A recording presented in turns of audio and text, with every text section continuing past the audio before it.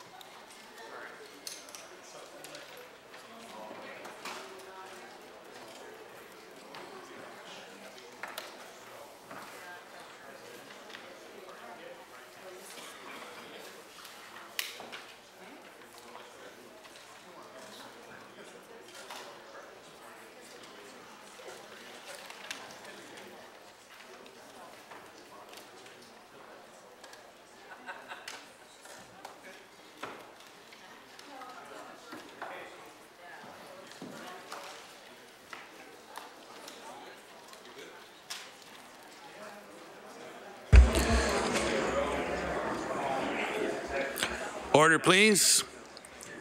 We'll now begin with the daily routine, beginning with presenting and reading of petitions. The Honourable Member for Dartmouth South.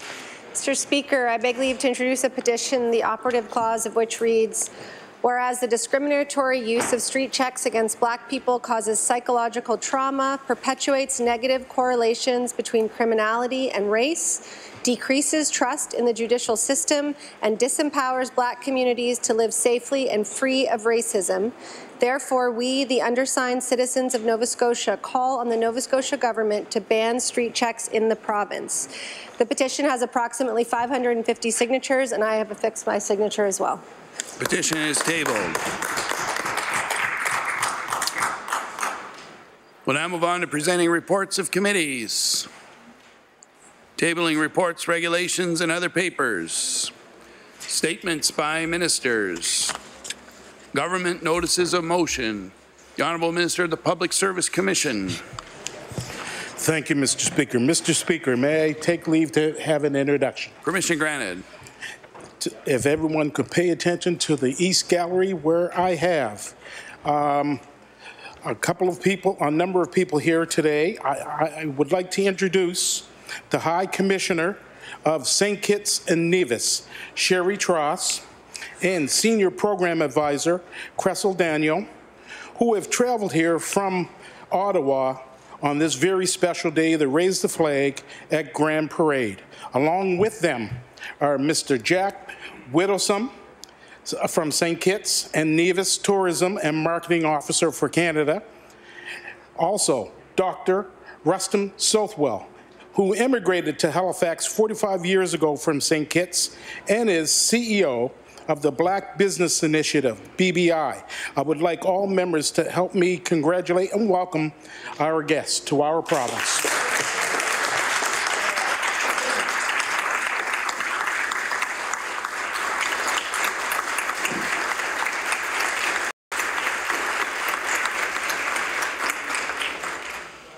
The Honourable Minister of the Public Service Commission. Thank you, Mr. Speaker. I hereby give notice that on a future day, I should move the adoption of the following resolution. Whereas today, September 19th, marks the 35th year of independence for the dual island nation of St. Kitts and Nevis, located in the West Indies, commemorating the day they gained freedom from British rule and control in 1983, and raising the flag here in Halifax, Nova Scotia. And whereas the inhabitants of St. Kitts and Nevis, whose African ancestry were originally brought to the island under enslavement by Europeans, celebrated this day with patriotic flair, highlighting the culture, identity, and history of the island nation's people. And whereas the government of Nova Scotia recognizes the long-standing history of African descent people in Nova Scotia and around the world, and is committed to supporting their efforts for full inclusion in all facets of society. Therefore, be it resolved that the members of this House of Assembly join me in recognizing September 19th, 2018 as the 35th annual St. Kitts Nevis Independence Day in the province of Nova Scotia, to continue and celebrate the achievements of people of African descent living around the world. Mr. Speaker, I ask for waiver of notice and passage without debate. There has been a request for waiver. Is it agreed? Agreed.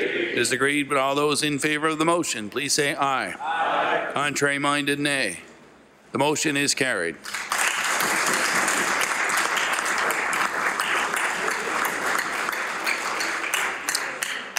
We'll now move on to introduction of bills. The Honourable Minister of Service, Nova Scotia.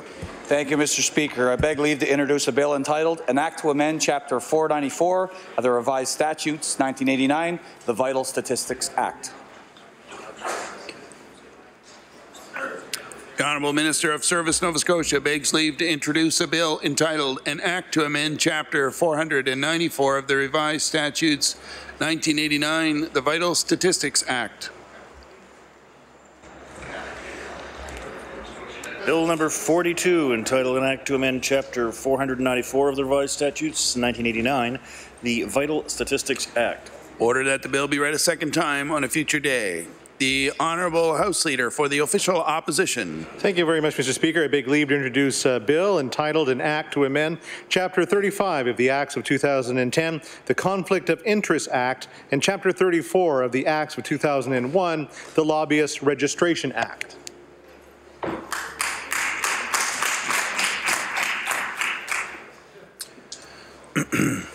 The Honourable House Leader for the official opposition begs leave to introduce a bill entitled An Act to Amend Chapter 35 of the Acts of 2010, the Conflict of Interest Act, and Chapter 34 of the Acts of 2001, the Lobbyist Registration Act.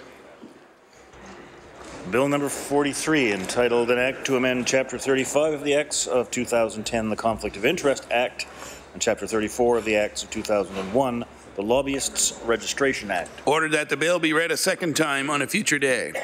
The Honourable Minister of Service, Nova Scotia. Thank you, Mr. Speaker. I beg leave to introduce a bill entitled An Act to Amend Chapter 66 of the Revised Statutes 1989, the Change of Name Act. The Honourable Minister of Service, Nova Scotia begs leave to introduce a bill entitled An Act to Amend Chapter 66 of the Revised Statute 1989, the Change of Name Act.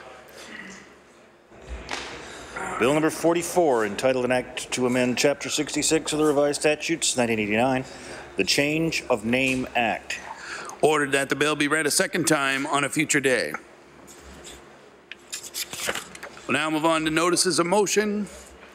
Statements by members. The Honourable Member for Pictou West.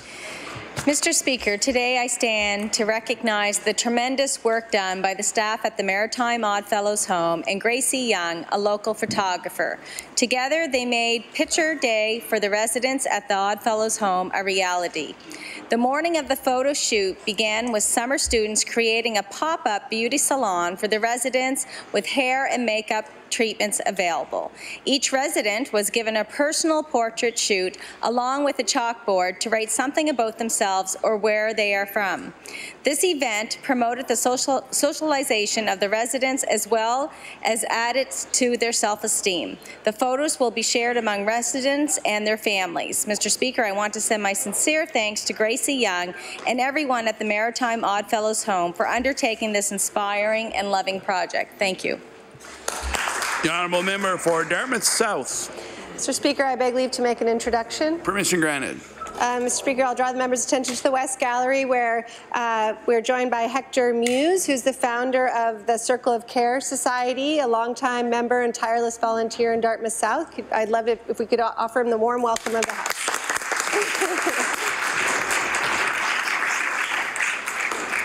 Mr. Speaker, I rise today to recognize Hector and his wife Margie Muse for their true commitment to community well-being.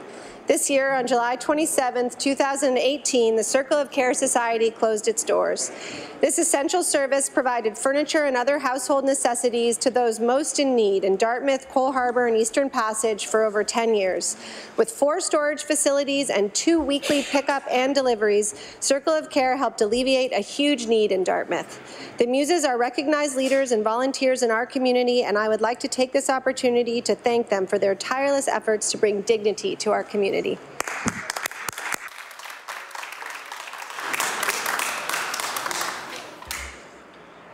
The Honourable Member for Clayton Park West. Mr. Speaker, I beg leave to make an introduction. Permission granted. We have a guest here in the East Gallery, if I can draw your attention, and this is Mr.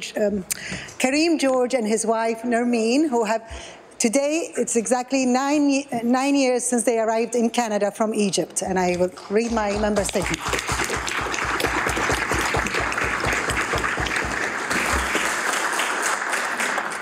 Mr. Speaker, I would like to recognize the hardworking businessman owner in Clayton Park West. Kareem George came to Canada from Egypt in 2009, exactly today, and is now the CEO of In Touch Communications, Inc. He offers high-quality video productions and digital marketing strategies to businesses of all sizes. Kareem employs 11 people, and his clients include Killam Properties, Clayton Developments, and the Halifax Airport Authority. He is a member of the Chamber of Commerce, a board member of the Halifax Dumbrack Soccer Club, St. Mina's Church, and the Bella Rose Art Center. Karim was recently nominated as one of the top 25 immigrants in the Maritimes. Mr. Speaker, I ask that the members of this House of Assembly join me in applauding Karim for his accomplishments. He is certainly a role model for many newcomers to Nova Scotia. Thank you. The honourable member for Victoria the Lakes. Mr. Speaker, on June 7th, an overnight fire destroyed the main lodge of the Inverary Resort in Bedeck. The building was built in the late 1800s and has been welcoming guests for over 70 years. Even with this tragic loss, the Macaulay family and their staff worked hard to ensure that as few interruptions as possible took place, and even hosted a wedding on the site the following weekend.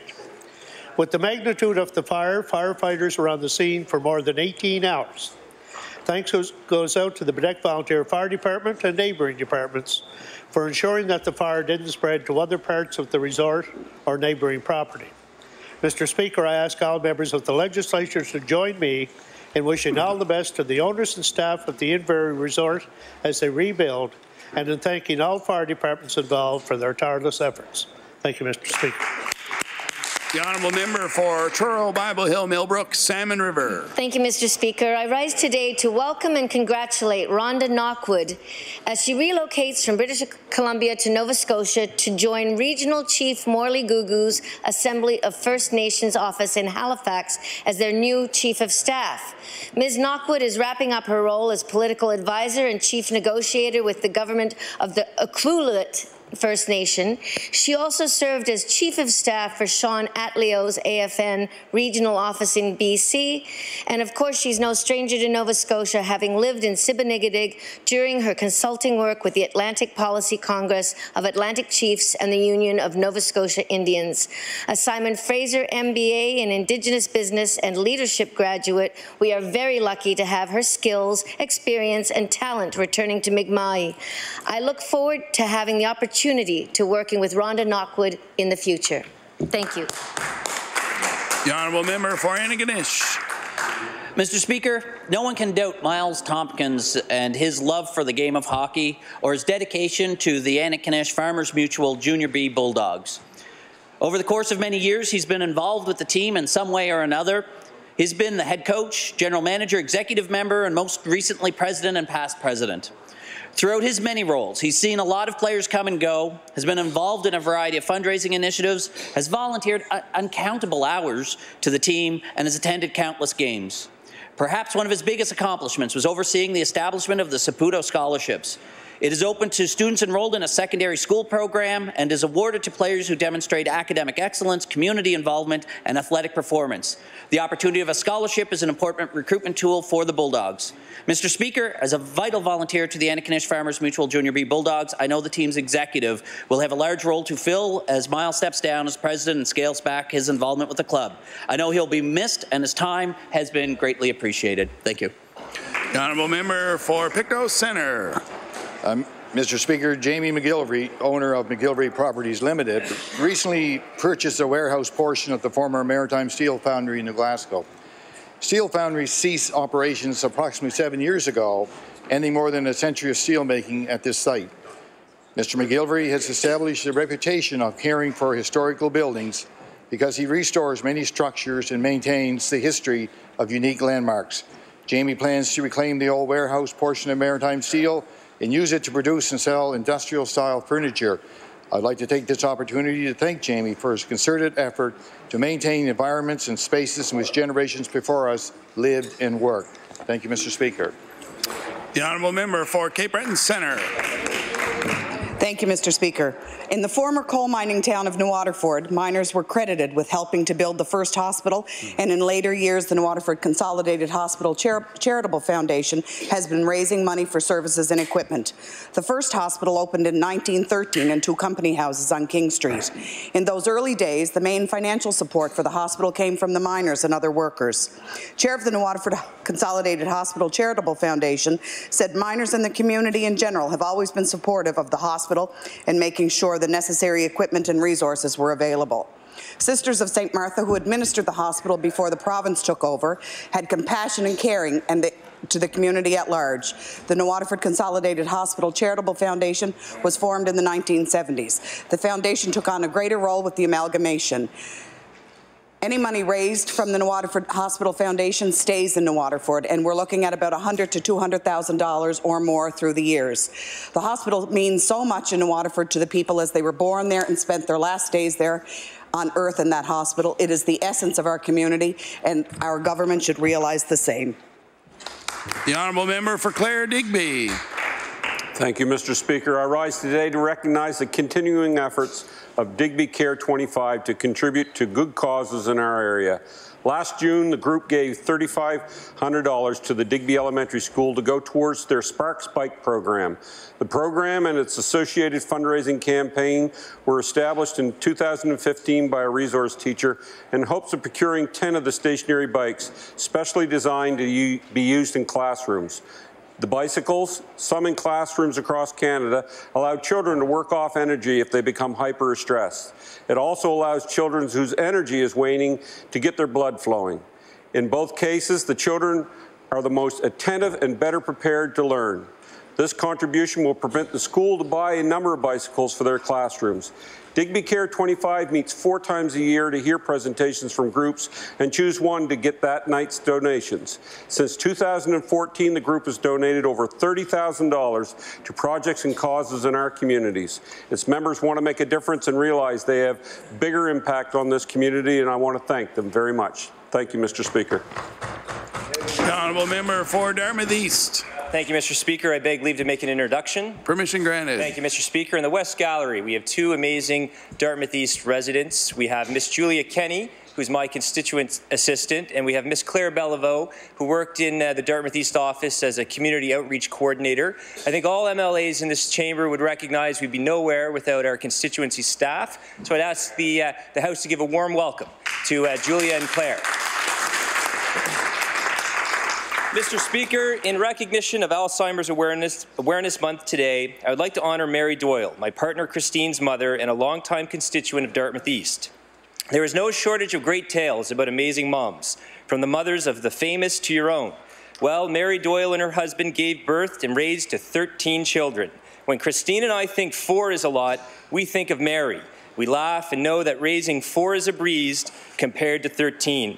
Mary had many trials and sufferings in her life, including the loss of 3 daughters, but her strength, love, and resiliency never wavered to carry her family through the most difficult times. She is a powerful woman, and her children have nothing but respect for her.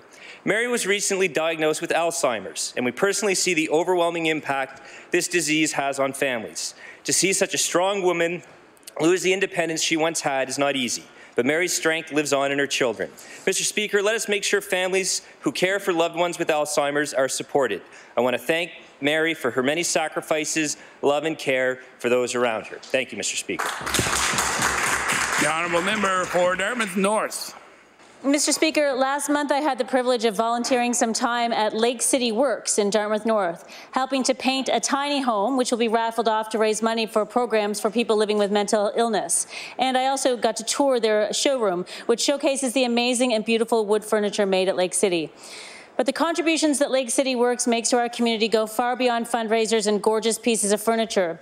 A not-for-profit that is always developing new programs to support mental health consumers, Lake City Woodworkers started in 1972 as a drop-in for clients requiring mental health supports.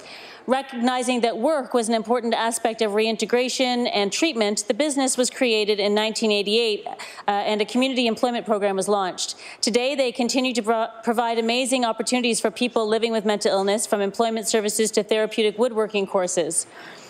Mr. Speaker, Lake City Works is an invaluable organization in our community, and I'd like to express my sincerest appreciation for their thoughtful and much-needed contributions to Dartmouth North.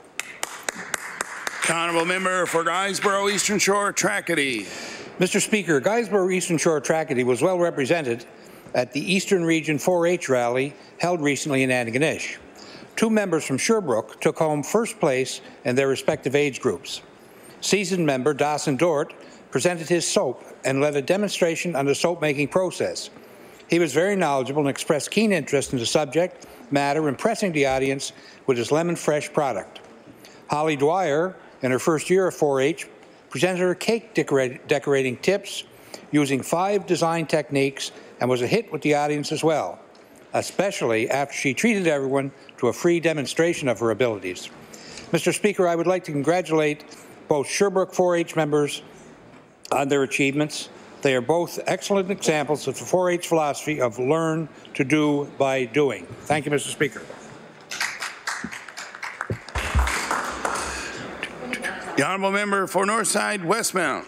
Mr. Speaker, I rise today to salute the Mothers Union and Parish of St. John the Baptist Anglican Church in North Sydney.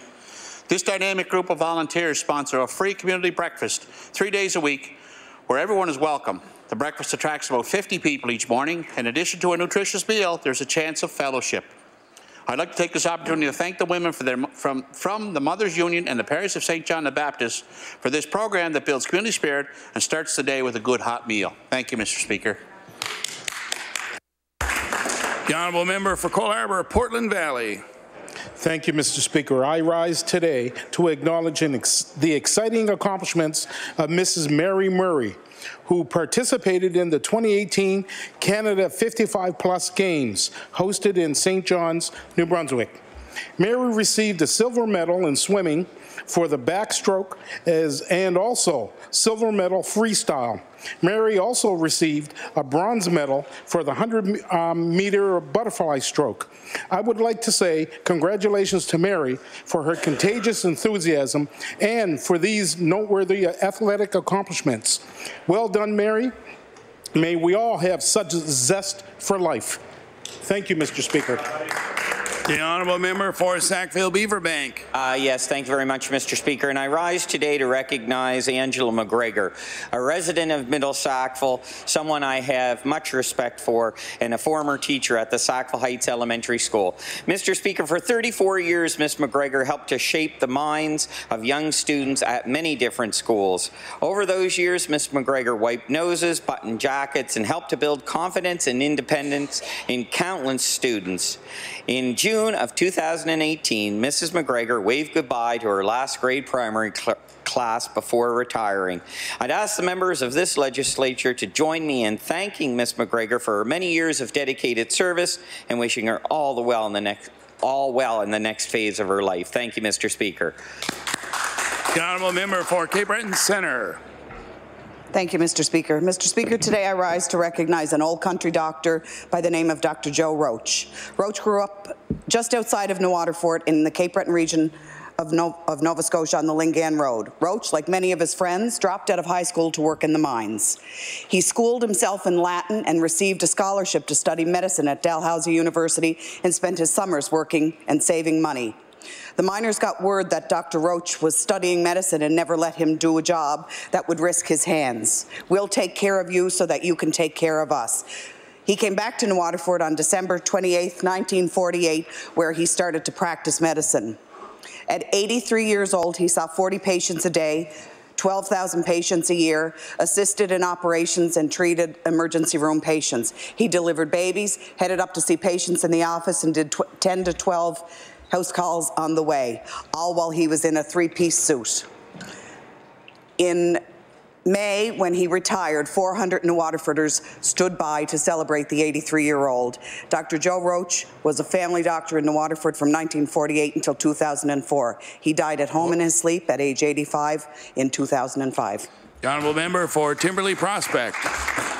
Thank you, Mr. Speaker. I would like to recognize Jill Peters for her outstanding compassion, devotion, and advocacy work to protect animals. As a specialist at Pet Focus Veterinary Group, Jill, along with her beloved best friend, a 12-year-old golden retriever by her side, have spent countless hours fundraising for animal rescue events, some of which I have attended personally. In addition to caring and supporting rescue animals in Nova Scotia, Jill has taken her mission to love, care, and protect animals overseas in Trinidad and Tobago. While visiting a close friend and former colleague in Trinidad and Tobago, she witnessed firsthand the desperate need for shelters and trained staff to care and protect abandoned dogs in that region. As a result of her life-changing visit, Jill has volunteered her time and devoted her vacations to working in a veterinary clinic at the local shelter, Trinidad and Tobago. I would like the members of the Nova Scotia House of Assembly to join me in congratulating Jill for her generosity, passion for her work, and for advocating for the welfare of animals. Thank you, Mr. Speaker. The honourable member for Kings North.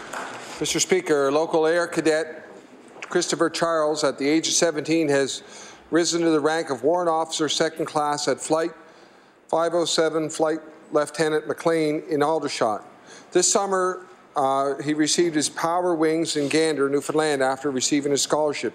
18 cadets from Nova Scotia wrote the exam this year, and only 12 of them were accepted.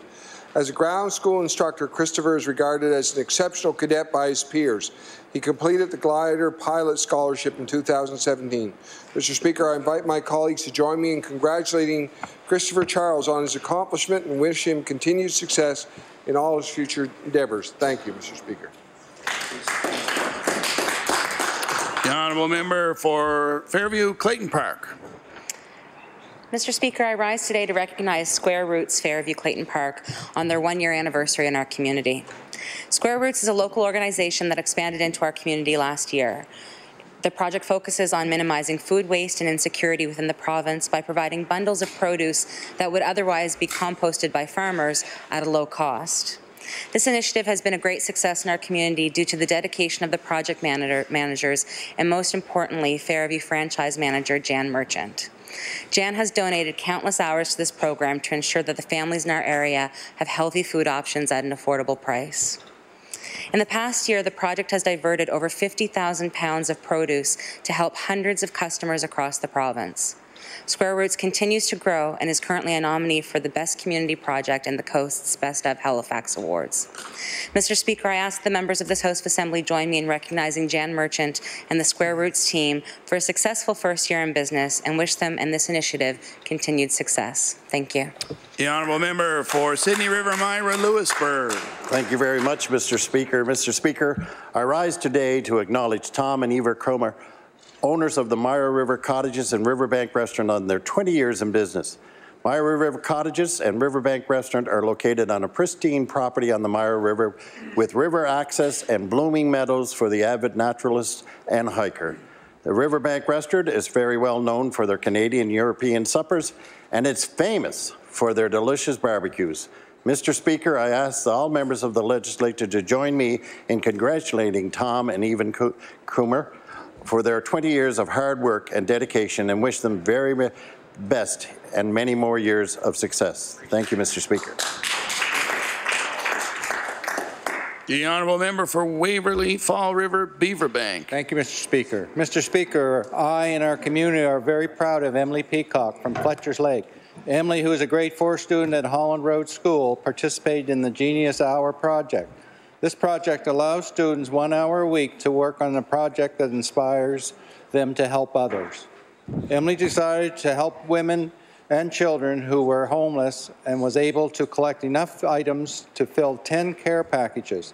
These donations came from family and friends. Mr. Speaker, these packages are delivered to Absam House in Halifax by Emily and her mom.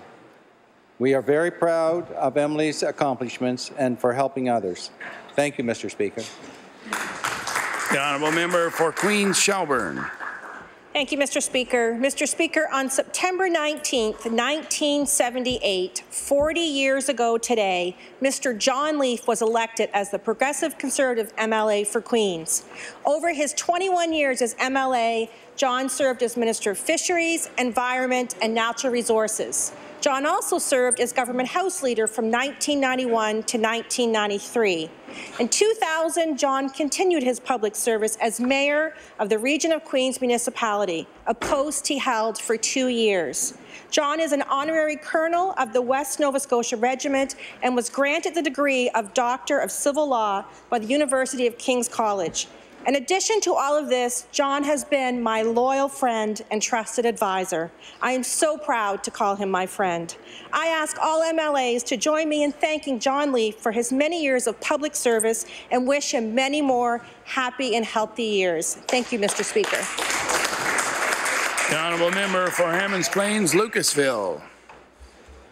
Mr. Speaker, Atlantic Splash Adventure, formerly known as Atlantic Playland, situated on the Lucasville Road, is a must for family fun. The new owners have not only changed the name, but have upgraded existing attractions. They'll be adding 6 new water slides to open next season. The new slides, the Blue Nose Blaster and the Bowl of Funny, to name just 2, will make for a full day of fun for the older kids or kids young at heart. The younger ones can enjoy the splash pool, bumper boats, and 3 rides just their size. Those who want to stay dry can play a game of mini golf, improve their skills in the batting cage, or race the go-karts. The Ferris wheel and tilt-a-whirl can be enjoyed by all. Atlantic Splash Adventures is great for families that want to cool down on hot summer days. I'd ask all members of the House to join me in wishing Atlantic Splash Adventure a successful venture. Thank you, Mr. Speaker. The honourable member for Pictou East. Thank you, Mr. Speaker. Not many people get to win a medal at an Olympics, but Stacey Saunders from Sowerton did it 3 times. She won gold in the 100 meters as a member of Team Nova Scotia at Special Olympics 2018 Summer Games in Antigonish. She also won gold as a member of the 4x100 meter relay team, and she won a silver in the shot put. Mr. Speaker, her enthusiasm for life and her community is contagious. She's a wonderful young lady. Wish her all the best as she tries to make Team Canada for the 2019 Special Olympics World Summer Games in Abu Dhabi. She also competes in floor hockey, basketball, and ice hockey. She's a tremendous athlete and an even better person. I'd like to ask all members of the House to give Stacey a round of applause. Thank you, Mr. Speaker. The honourable member for Halifax Needham.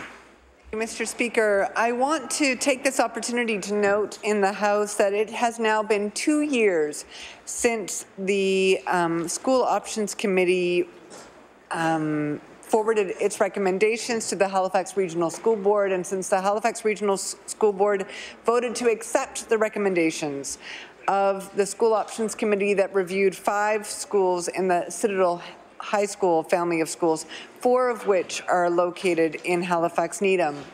The volunteers on the School Options Committee devoted hundreds of hours to carefully examining our community's school assets and needs, and hundreds of community members came out to a series of public meetings that were well facilitated and carefully listened to each other, to school board staff, before helping to shape those recommendations. I want to acknowledge that that hit a high mark for consultation process and urge the Minister of Education to try to resuscitate that spirit of consultation. Thank you. The honourable member for Chester St. Margaret's. Mr. Speaker, I'm delighted to rise today to congratulate Bernadette Jordan, Member of Parliament for South Shore St. Margaret's, on her recent appointment by the Prime Minister of Canada as Parliamentary Secretary to the Minister of Democratic Institutions. MP Jordan, first elected in 2015, will assist the Honourable Karina Gould with the duties of her ministry. The Democratic Institutions file includes defence of the Canadian electoral process from cyber threats. An important task facing MP Jordan when the House of Commons resumes, as it has resumed, will be shepherding Bill C-73. This legislation proposes changes to campaign financing, ensuring electoral transparency and security, as well as making the Commissioner of Elections Canada more independent from government. Mr. Speaker, I ask the members of the House of Assembly to join me in congratulating Bernadette Jordan, MP, on her appointment as the Parliamentary Secretary for Democratic Institutions. Thank you. The honourable member for Cape Breton Richmond. Mr. Speaker, the incoming Secretary for the Rotary Club of Port Hawkesbury, Adam Cook, attended the Rotary Club District 7820 conference in St. John's, Newfoundland and Labrador in June. At the conference, Adam Cook was presented with the Rotary Club District 7820 District Governor's Citation on behalf of the Port Hawkesbury Rotary Club. Mr. Cook presented the Port Hawkesbury Club the citation at their May 29th meeting. The Port Hawkesbury Rotary Club, along with all other Rotary clubs in Nova Scotia, aim to provide humanitarian services, encourage high ethical standards in all vocations, and advance goodwill and peace around the world. Mr. Speaker, I would like to congratulate all members of the Port Hawkesbury Rotary Club for their District Governor's Citation and to commend them for the valuable volunteer work they do in the Strait area. Thank you, Mr. Speaker. The honourable member for Halifax Chebucto on an introduction. Thank you, Mr. Speaker. I'd like to direct the members' attention to the West Gallery for a moment. where it's great for us today to be joined by three guests, Liam Power, Brandon McDougall, and Richard Halpert. I will say two things about the three of them. One, that they are all members of the Young New Democrats, and two, this is their first visit to the House this afternoon. So I'd like to ask everybody to make them welcome.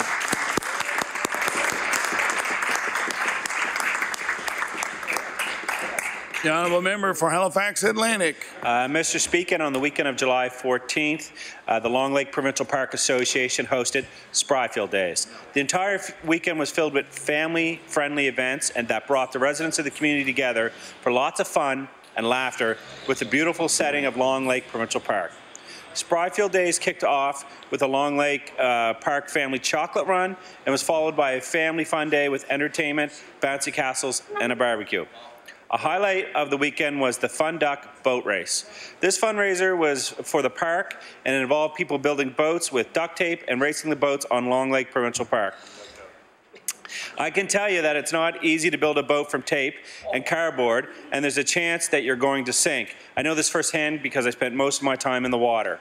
Mr. Speaker, I would like to congratulate all the members of the Long Lake Provincial Park Association for hosting such a successful and fun weekend. Spryfield Days brought residents of the area together to celebrate our community pride and everything that is great about the community where we live, work, and play. Thank you, Mr. Speaker. The honourable member for Cumberland North. Mr. Speaker, I'd like to recognize Hazel Reinders of Amherst. 2-year-old Hazel is a brave little girl who's already beaten cancer that threatened to take her eyesight. Soon after she was born, Hazel was diagnosed with bilateral retinoblastoma, a rare form of cancer of the eye. With laser treatments and 8 rounds of chemo at her young age, she had to travel to Toronto Sick Kids and also have treatments here at the IWK, and recently got good news that her she's cancer-free and got to ring the bell at the IWK. She can now do what most toddlers do and have a healthy life. Mr. Speaker, it's a true pleasure to wish Hazel and her family the very best after this tough fight. Thank you, Mr. Speaker. The honourable member for Dartmouth South. Speaker, I'd like to recognize the work of Monique Mullins-Roberts. Monique is a woman at the heart of the Dartmouth community. She's the coordinator of the Dartmouth Community Health Board, where she works to identify health priorities in the community and promote community health. She organizes regular face-to-face meetings with Dartmouth-based service groups, creating a sense of community that allows them to work together cooperatively. Monique also sits on the board of directors for the Public Good Society of Dartmouth, where she is a highly engaged member. She's been a key and essential organizer and promoter of the Connections That Work program, which enables their outreach worker to help members of the community. Monique also plays a central role in organizing public meetings to try and address issues around affordable housing, which ultimately lead to the establishment of the Dartmouth Housing Help Office. I only have time to touch on a few of her accomplishments, but whether you need her to operate a circular sander or give an interview to the media, Monique's enthusiasm and knowledge always shines bright. Thank you, Monique. The honourable member for Lunenburg. Mr. Speaker, I rise to recognize Brenda and Blaine Knickle of Blockhouse, who have opened their homes and hosted international students for over 20 years. Since 1998, the Knickle family has welcomed over 35 international students ranging from ages 10 to 19.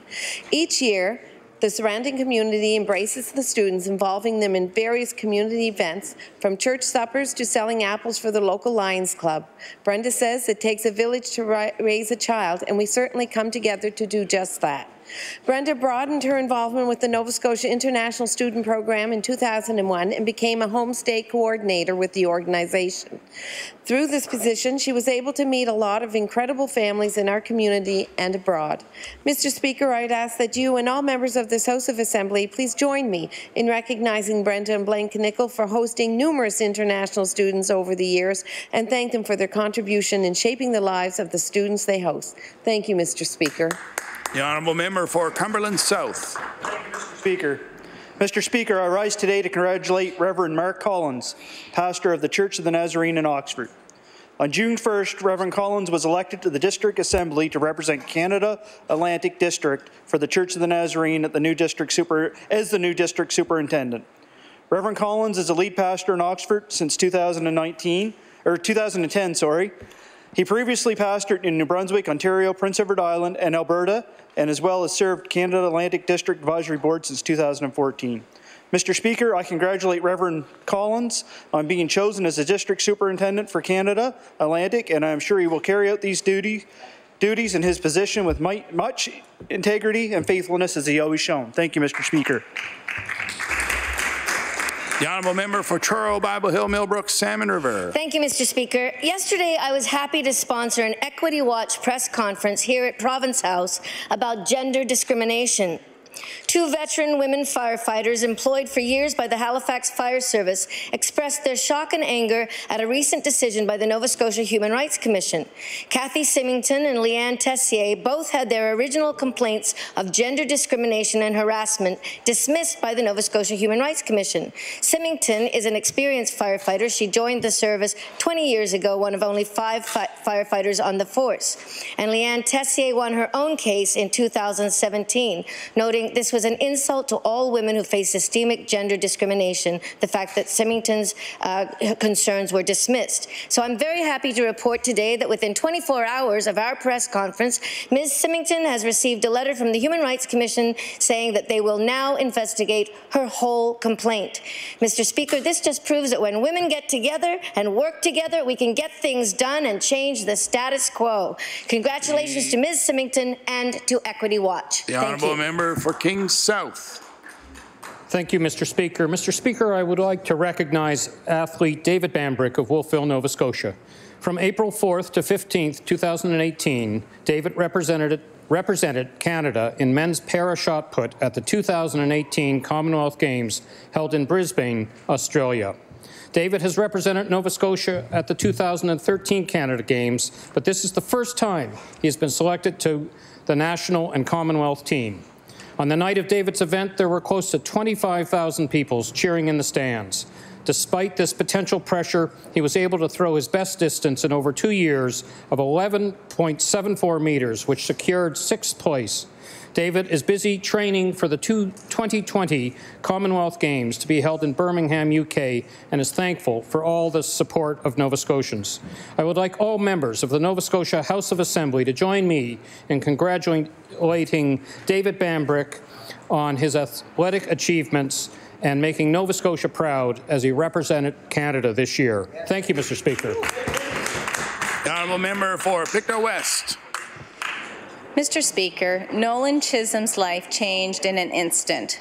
While mowing the lawn, a piece of debris ricocheted off his house and struck him in his left eye, leaving him blinded in that eye. Nolan has not let this serious injury hold him back. He still participates in the sports that he loves. Nolan is an advocate for everyday safety and recommends the constant use of safety glasses. This includes a focus on wearing safety glasses at home and not only in industrial settings. His message of eye-related safety has him sharing his message to various groups in the community and in the media. Nolan's commitment to the health and safety of others and using his negative experience to share his knowledge is an inspiration.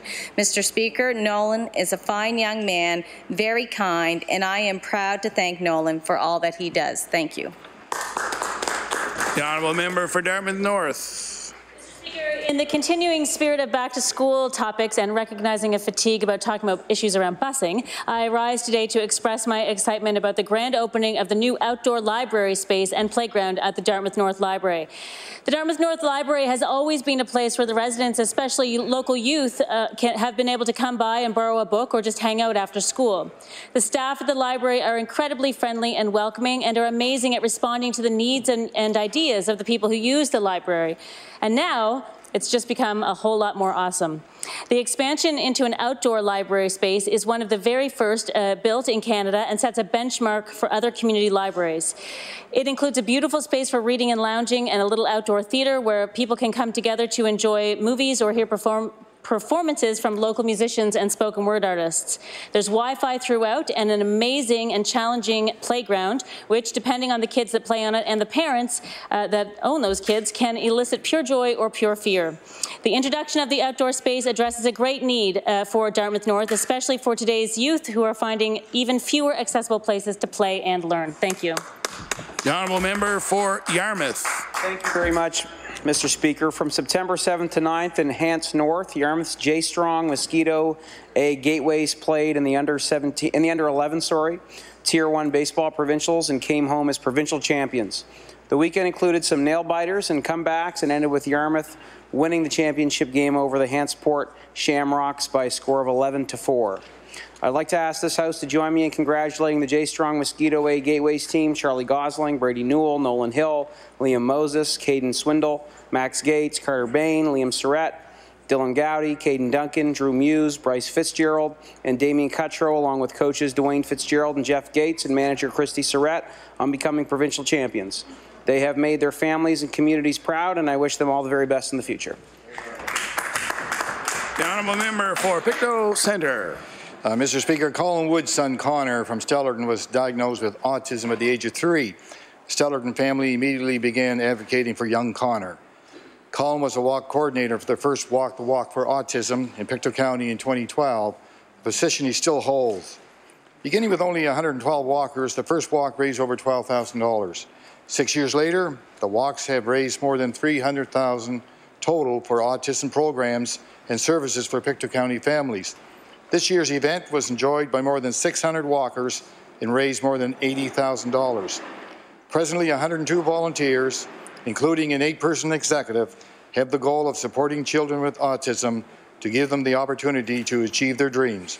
Thank you, Mr. Speaker. The honourable member for Lunenburg West. Thank you, Mr. Speaker. Mr. Speaker, Susan and Cameron Cochran are celebrating their 20th anniversary as owners of the Bridgewater Pharmacave. Susan, a pharmacist for 32 years, and Cameron have taken the store through 2 expansions since they purchased it. Bridgewater Pharmacave employs 43 people, including 5 pharmacists, a registered pharmacy technician, and 4 nurses, many who have been with them since 1998. Healthcare services is the focus of the business, and being active and living a healthy lifestyle is a priority for the Cochrans, who enjoy many sports, including golf, hiking, snowshoeing, cross-country skiing, and taking their dog Rusty out for exercise every day. Congratulations to Susan and Cameron Cochran on their 20th anniversary as owners of the Bridgewater Pharmacave and for reaching this major milestone. Thank you, Mr. Speaker. The honourable member for Kings North. Mr. Speaker, the glider pilot program is known as an extremely difficult course to complete, involving many hours of ground school and flight training. 40 cadets from Nova Scotia wrote the entrance exam and only 15 were accepted for a scholarship. Samuel Shute, a 17-year-old student and flight sergeant at 507 Flight Lieutenant McLean in Aldershot, was one of those students. He completed his glider pilot scholarship this summer and received his wings on August 21st. Mr. Speaker, Sam has been in the cadet program since 2013 and is considered an exceptional cadet by his peers. I invite my colleagues to congratulate Sam on his accomplishment and wish him all the best in the future. Thank you. The honourable member for Halifax Needham. Mr. Speaker, I want to congratulate Wonderneath, the Open Wonder Society, for receiving charitable status from the Canadian Revenue Agency. Wonderneath, founded and directed by artists Heather Wilkinson and Melissa Marr, has welcomed more than 10,000 community members, from many babies to many grandparents, to their open studio. Anyone who can make it up the stairs of their rented space is welcome to paint, draw, sculpt, sew, needle felt, knit, or just snack and visit. They have partnered with neighbourhood schools and with agencies like Northwood and iSands to bring art to more people in our community. I look forward to seeing how Wonderneath will evolve now that it has charitable status, and pledge to always do my best to extend them support as they bring community together through art making. Thank you, Mr. Speaker. The honourable member for Bedford. Thank you, Mr. Speaker. David Bathurst was named Bedford's Adult Volunteer of the Year at a reception back in May. Most of David's volunteer work has been with his church, All Saints Anglican, where he's been a member for 30 years. He served on parish council for 25 years, serving 2 terms as warden, during which time he played a major role in undertakings like the roof project. David subsequently stepped up to be the parish treasurer for 5 years and then became envelope secretary. He set up the pre-authorized debit program and had the lead role in computerizing the parish office. David also volunteers as a Sunday morning greeter, scripture reader, and Eucharist minister. He volunteers at the annual annual lobster supper and the Christmas dinner. He organized the first men's fellowship breakfast in 2009 and often shares his photos of parish events. David's also been involved in a variety of other causes and organizations in Bedford: minor hockey, minor soccer, Boy Scouts, and the Salvation Army Toy Drive. And he contributes to and raises money for many worthy causes. David has touched many lives with his volunteer work, and his strong leadership and organizational qualities have brought so much to our community. Thank you. The honourable member for Sydney River Myra Lewisburg. Thank you very much, Mr. Speaker. Mr. Speaker, I rise today to congratulate the UCT Cape Breton Council 883 for recently celebrating 50 years of service. United Commercial Travelers is an international nonprofit organization. Their members make a difference by volunteering in local communities or by choosing UCT for their insurance needs, or both. UCT's nonprofit status means that instead of paying dividends to shareholders, their insurance operations help support members' local community service efforts across the U.S. and Canada. UCT's Sydney Council 883 gives back to the Sydney community by supporting causes and charities in our own backyard, like Special Olympics. Mr. Speaker, it is a pleasure to thank all the UCT members, past and current, for all the dedication they give to Sydney and surrounding areas. Thank you, Mr. Speaker. The honourable member for Yarmouth on an introduction. Thank you very much, Mr. Speaker. I'd just like to bring the House's attention to the West Gallery, where my mother, Joanne Bashir, is in attendance. Retired teacher, but a teacher in more ways than one. Thank you very much, Mr. Speaker.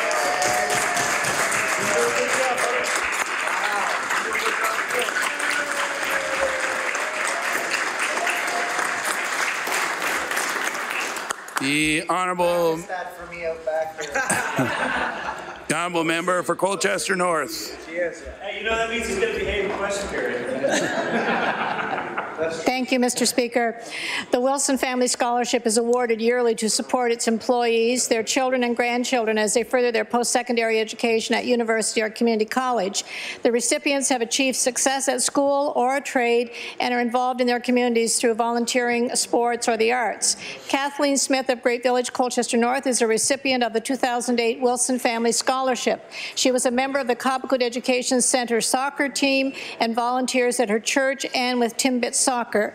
Being able to maintain an honours average while working part-time at the Great Village Wilsons is an indication of her organizational skills and her academic ability. Kathleen is enrolled at St. Mary's University with the goal of becoming a teacher, a truly great profession.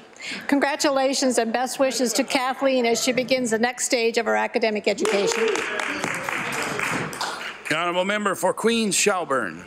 Thank you, Mr. Speaker. Mr. Speaker, I rise today to congratulate Samantha Hatt, who has just completed her second stint as the Queen's Summer Ambassador, employed by the Region of Queens Municipality. In this role, she spends the summer attending festivals and events throughout the county, visiting local attractions and passionately promoting our region. Mr. Speaker, Sam brings her vibrant personality and her conscientious work ethic to this position and has done an exemplary job as Summer Ambassador. Congratulations, Sam, and thank you for all you have done to promote Queens County and the tremendous work of our volunteer organizations. Best wishes for your career going forward. Thank you, Mr. Speaker. The honourable member for Kings West. Thank you, Mr. Speaker. I rise today to congratulate Ron Doc Thorpe on his induction to the Berwick Sports Hall of Fame. Doc was born in Kentville and attended Acadia University before earning a medical degree at Dalhousie. A successful softball coach, Doc led teams to multiple championships at the provincial level in the 1960s before going on to earn accolades as a high-level curler throughout the 1970s. Doc also served as the president of the Nova Scotia Curling Association and the team physician for Nova Scotia on a number of occasions. As the MLA for Kings West, I want to offer my sincere congratulations to Ronald Doc Thorpe's family on his induction into the Berwick Sports Hall of Fame. Thank him for his service and dedication to the sports community in Nova Scotia. Thank you, Mr. Speaker. The honourable member for Northside Westmount. Thank you, Mr. Speaker. I rise today to congratulate Gord McDonald, owner of Gord's Sports Shop, on recently celebrating 35 years of business. Gord McDonald's passion is racing snowmobiles, and he's been racing for over 40 years. From 72 to 93, Gord has many Canadian regional and national championships to his credit, and the Eagle River World Championship in 1994. He then began a drag racing career that also lasted over 20 years. Gord has been a Canadian record holder in ice drag racing, winning 4 national championships in 2004. He is also a 3-time King of the Hill winner. It's a pleasure to congratulate Gord MacDonald and his staff and acknowledge the many long hours they have worked to make Gord Sports Shop in Sydney such a long-standing success. Thank you, Mr. Speaker. Thank you very much. We'll now move on to oral questions put by members to ministers. The Honourable Leader of the Official Opposition. Thank you very much, Mr. Speaker. My question is for the Premier. Last session, I raised the issue of human trafficking. It's an issue that one police officer called in Nova Scotia a hidden epidemic. One brave mother recently came forward to explain the devastating impact human trafficking has had on her daughter and her family, and I will table that story. When I raised this issue with the Premier last March, he said it will take all of us to move this issue forward.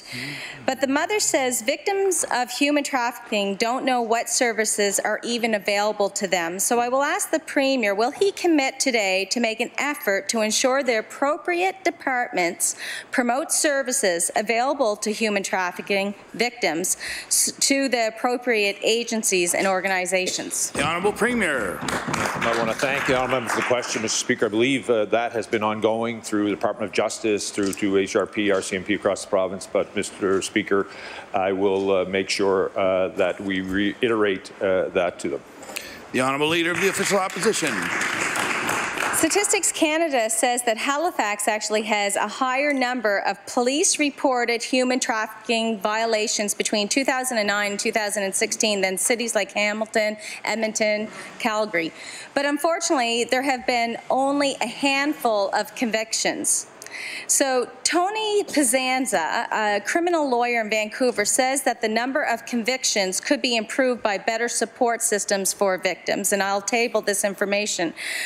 I would like to know how the Premier plans to act now to get justice for these victims of human trafficking and how he plans to improve these services. The Honourable Premier. Thank you, Mr. Speaker. I want to thank the Honourable member for the question. Mr. Speaker, we continue to invest in victim services, Mr. Speaker, ensuring that there's a relationship between Department of Justice and public policy initiatives that have gone out to law enforcement agencies across the province. As I said during my earlier question, we'll continue to make sure that that information has gone out. I believe that has been ongoing, continues to ongoing between the department and the Department of Justice. But I will ensure the honourable member that the Minister of Justice and I will recommit to making sure that information is in the appropriate agencies. The Honourable Leader of the Official Opposition. Thank you, Mr. Speaker, and I thank the Premier for that answer. I appreciate it. But many victim services in Nova Scotia only assist people actually of certain gender or above a certain age. Heather Harmon, the CEO for Halifax's Open Door Centre, says the lack of direct services for trafficking survivors led to the centre's help program.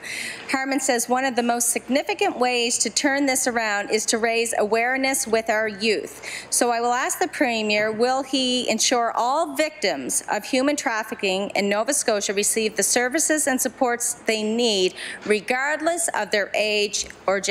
The Honourable Premier. Thank you, Mr. Speaker. Again, I want to thank the Honourable member for the question. She is right, Mr. Speaker. We, through the Department of Justice, Victim Services, there are certain criteria in and around that.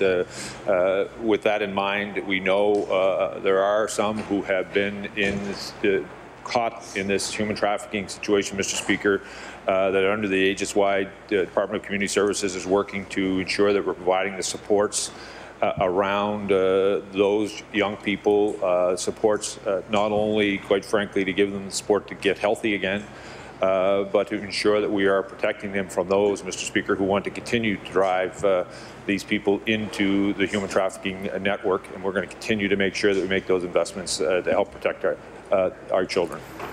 The Honourable Leader of the New Democratic Party. A few months ago, when nursing homes in the province were required to report on incidents of bed sores in their facilities, people were alarmed to learn that there were 152 cases of stage 3 and stage 4 bed sores in the nursing homes of the province. And this week, We in the NDP were alarmed to learn, as a result of a Freedom of Information inquiry, that counting stage 1 and 2 bed sores, in July, our nursing homes in Nova Scotia reported a total of 621 bed sores. Now, bed sores are preventable injuries. Does the Premier not also find it alarming that we've got 621 incidents of bed sores in the long-term care facilities of the province? The Honourable Premier. Thank you, Mr. Speaker. It's why we've put together, Mr. Speaker, that committee of experts to go out to deal with, talk to long-term care facilities and dealing with this very issue. We're looking forward to come back with their advice based on evidence, and we look forward to getting that report. As I said earlier, the honourable member, that report will be in near the end of November. We look forward to that as we begin to build our budget towards next year to ensure that if there are recommendations associated with that, that we can deal with them. The Honourable Leader of the New Democratic Party. When we face in the province a problem of this magnitude, we naturally look to the government and see what has been done to alleviate it. I would not say that taking $5 million out of the funds of nursing homes over the last 4 years was a way to improve this situation. And I would also not say that holding staffing levels constant over the 5 years of this administration has been a very good way of addressing this problem either. So I want to ask the Premier, does he think that his government's approach to funding nursing homes has led to improvements with this bedsore problem? The Honourable Premier. Thank you, Mr. Speaker. I want to thank the honourable member for his question and his opinion and his thoughts about what we should do. Mr. Speaker, I will put that and I'll hang on to that until I hear back from the experts, Mr. Speaker, in the field, and I will put his thoughts in and around the advice we received from those experts, and I'm sure we'll come up with an approach. The Honourable Leader of the New Democratic Party. A great deal of information is available on this problem at the moment. We know, for example, that in Ontario, the incidence of bed sores is 2.7%, and that they're working hard to get that down by two-thirds to a benchmark of 1%. But in Nova Scotia, the incidence of bed sores today is 3 times that, almost 7%, and we don't have any publicly posted benchmarks whatsoever about this. So I want to ask the Premier, in a province with a bedsore incidence rate that equals 1 in 14 of the residents we have in our province's nursing homes, why in the world do we not have any benchmarks for dealing with this problem? The Honourable Premier. Speaker, I want to thank the Honourable for the question, Mr. Speaker. As I said to him in my first answer, we've reached out to a panel of experts, Mr. Speaker, who will put together recommendations. How do we address the issue of bed sores and other issues in and around long-term care, Mr. Speaker? I want to assure the honourable member we're taking this issue very seriously, and we look forward to the recommendations coming back from the experts. The Honourable Leader of the Official Opposition. Mr. Speaker, yesterday the Premier told reporters he made a mistake in 2013 when he said the Privacy Commissioner should be given more authority and more independence. He said that now that he knows more, he thinks the office has all the power and independence it needs. Apparently, he learned the Commissioner needs less independence than every other privacy commissioner in the country.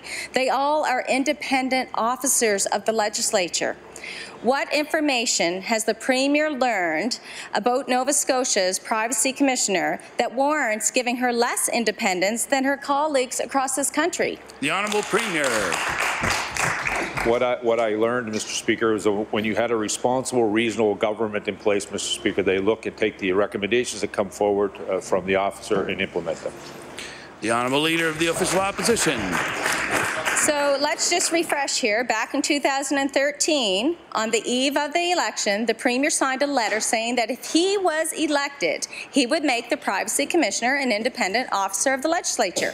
Yesterday, he told reporters that despite that written promise, he did not run on that commitment and doesn't understand why he should be held accountable to it. He reiterated that, despite what he said in 2013, he has no plans to make the Privacy Commissioner an independent officer of the legislature. So I will ask, how are Nova Scotians supposed to know which promises the Premier really means? The ones in his platform, like a doctor for every Nova Scotian, or the ones he signs his name to? The Honourable Premier. Thank you, Mr. Speaker. I appreciate the question from the honourable member. Again, as I go back to tell the honourable member what we discovered in late 2013 was when you have a reasonable government in place, Mr. Speaker, and you respond in an open, transparent way to provide information to Nova Scotia, it's not necessary, quite frankly, to have someone at the officer. I will continue to make sure that we make the decisions and information available, and as I said, we hit the recommendations that the officer has continued to bring forward, Mr. Speaker, and I look forward to continuing to make sure that we provide good government to the people of Nova Scotia, Mr. Speaker. I'm sure the honourable member would remember, she asked me a question last week, province of Nova Scotia upgraded to AA-, Mr. Speaker, from A+ overall improvement in the finances of the province, the highest credit rating this year in the province, Mr. Speaker. That's data that I want to table for you, Mr. Speaker.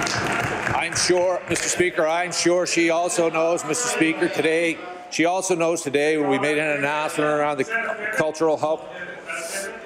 Order, please. Mr. Speaker, as they say,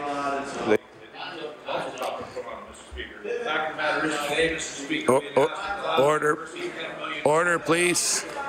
The time allotted for the answer has expired. The honourable member for Cape Breton Centre. Mr. Speaker, my question is for the Minister of Health and Wellness.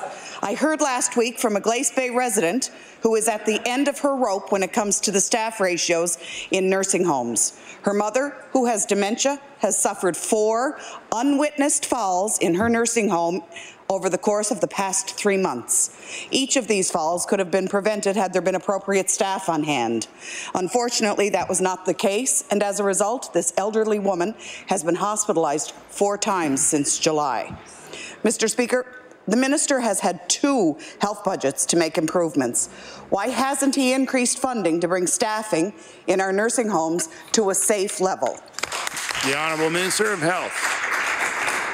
Thank you, Mr. Speaker. I appreciate the member's question. As the member would know, we've convened a panel of 3 experts with experience in the area of long-term care, Mr. Speaker. They are going to be looking at a variety of aspects within the long-term care environment to provide some recommendations. We expect to hear back from them by the end of November. And Mr. Speaker, I'm pleased to let the member opposite know that over the past 3 or 4 years, in fact, the overall budget for long-term care services in continuing care has increased, Mr. Speaker, not decreased, as she's asserted. The honourable member for Cape Breton Centre.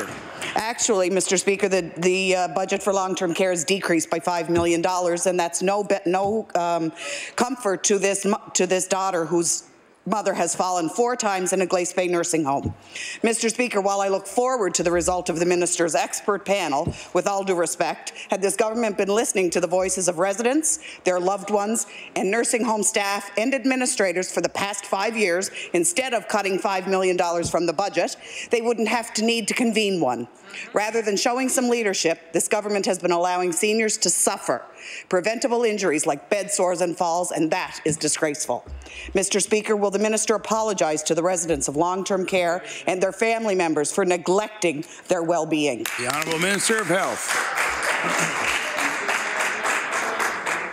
Thank you, Mr. Speaker. I thank the member for the question. Mr. Speaker, I believe the steps we've taken to investigate and respond to the concerns around pressure injuries in our long-term care facilities has been well received. I've been out to a number of long-term care facilities this summer to speak to staff within those facilities as well as the administrators to hear how the work that's been done, the educational information, the materials, additional supplies, Mr. Speaker, all positive steps forward to help them providing enhanced care to the residents of our long-term care facilities. And this work is ongoing and continuing. Order, please. Thank you. The Honourable Minister of Health has the floor.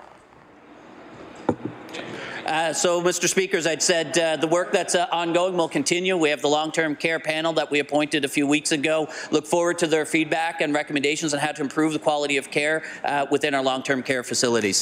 The Honourable Leader of the Official Opposition. Thank you. My question is for the Premier. We all know how this Liberal government insisted, contrary to professional advice, including from the NSLC, that co-location of alcohol and cannabis retail was the best thing for Nova Scotians. Now it appears that decision could have real legal repercussions for anyone working for the NSLC. Last week, an official from the U.S. Customs and Border Protection Agency indicated that any Canadian involved with cannabis will basically risk a lifetime travel ban from the United States. And the official stated, if you work for the cannabis industry, that is grounds for inadmissibility, and I'll table that. So working at the NSLC, Mr. Speaker, wasn't always a risk factor for a U.S. travel ban, but this government's decision to co-locate means it will come October 17th. So my question is, what does the Premier plan to tell NSLC employees, from retail staff to executives, who are denied entry to the United States because of cannabis and alcohol the Honourable Premier. Speaker, let me be clear with the honourable member, Mr. Speaker. Cannabis is going to be legal, and someone is going to be selling in the province of Nova Scotia. We've chosen to use, Mr. Speaker, the NSLC. We'll continue to work with our partners, both the national level and they deal with both the U.S. government, to ensure that we continue to have a smooth passage between our borders, Mr. Speaker. Hopefully, we'll get an NAFTA deal that will deal with goods and services, and we'll continue to make sure that we build on our partnership of growing tourism. The honourable member would know we're now in our 3rd consecutive year of record numbers of tourism from the United States. I want to tell her that vessel that they voted against each and every time has been an important part of that down in Yarmouth. We're going to continue to make sure that we build on those relationships. The Honourable Leader of the Official Opposition. Mr. Speaker, this Premier decided to ignore all consequences of co-location. Beyond risk to the public health, the Premier seems content to put the liberty of NSLC employees at risk. Workers in the cannabis industry, including anyone employed by the NSLC, will not be permitted to enter the United States. However, they can apply for a waiver from their lifetime ban for a mere $585 US, and it only takes several months to process. The Premier is such an international travel enthusiast, so I'm sure that he would be irritated by this situation as well. Will the Premier commit to covering the cost of any travel ban waivers filed by NSLC employees, in addition to compensating them for the cost of any broken travel plans as a result of Honourable Premier. Speaker, I want to thank the honourable member for the Speaker. What we provided to Nova Scotia Liquor and corporate employees is another product to sell, Mr. Speaker. Unlike the leader of the official opposition, her party, who were going to provide them a pink slip when they privatized it. The honourable member for Inverness. Mr. Speaker, question for the Minister of Transportation. Road in Lunenburg County, Crescent Beach Road, has been tendered for repaving, and this road runs along Crescent Beach. The project requires that before repaving can commence, approximately 60 truckloads of sand will need to be removed from the beach. Mr. Speaker, this is something I thought would have happened in the old days. I can think of a beach behind the house I grew up in where a lot of sand was removed and the beach was ruined. So I can't imagine it happening this day and age. Did the Minister of Transportation receive permission from his colleague at Lands and Forests before tendering the project? And if so, could he table that document? The Honourable Minister of Transportation. Thank you, Mr. Speaker, and I'd like to thank the member opposite for the question. And I would just say that in Nova Scotia, in this government, we value the beaches of Nova Scotia, and I would point the member to his own constituency, where a wonderful beach has been converted into two of the most successful golf courses in the world and rated internationally, which is a good example of a proper use of resources in communities. Thank you. The Honourable Minister. Member for Inverness. Well, Mr. Speaker, I can assure you that in the construction of those two courses, there were not 60 truckloads of sand removed from the beach. But I do agree with him. It was a good, they've been very successful, those courses. Crescent Beach is about 50 meters wide, and that includes a 2-lane road. There's open ocean on one side and a saltwater marsh on the other. Needless to say, the road work will be done very close to the water. Yesterday, in response to a question on this topic from the member from Dartmouth North, the Minister stated that the Department of Environment advises on many of these considerations. However, a spokesperson from the Department of Environment has stated on this issue that the Environment Department does not require an environmental assessment for a repaving project. Can the Minister and the Minister of Environment or the Acting Minister of Environment explain what input the Department has given to the Department of Transportation on the repaving of Crescent Beach Road and why an environmental assessment was not warranted? The Honourable Minister of Lands and Forestry.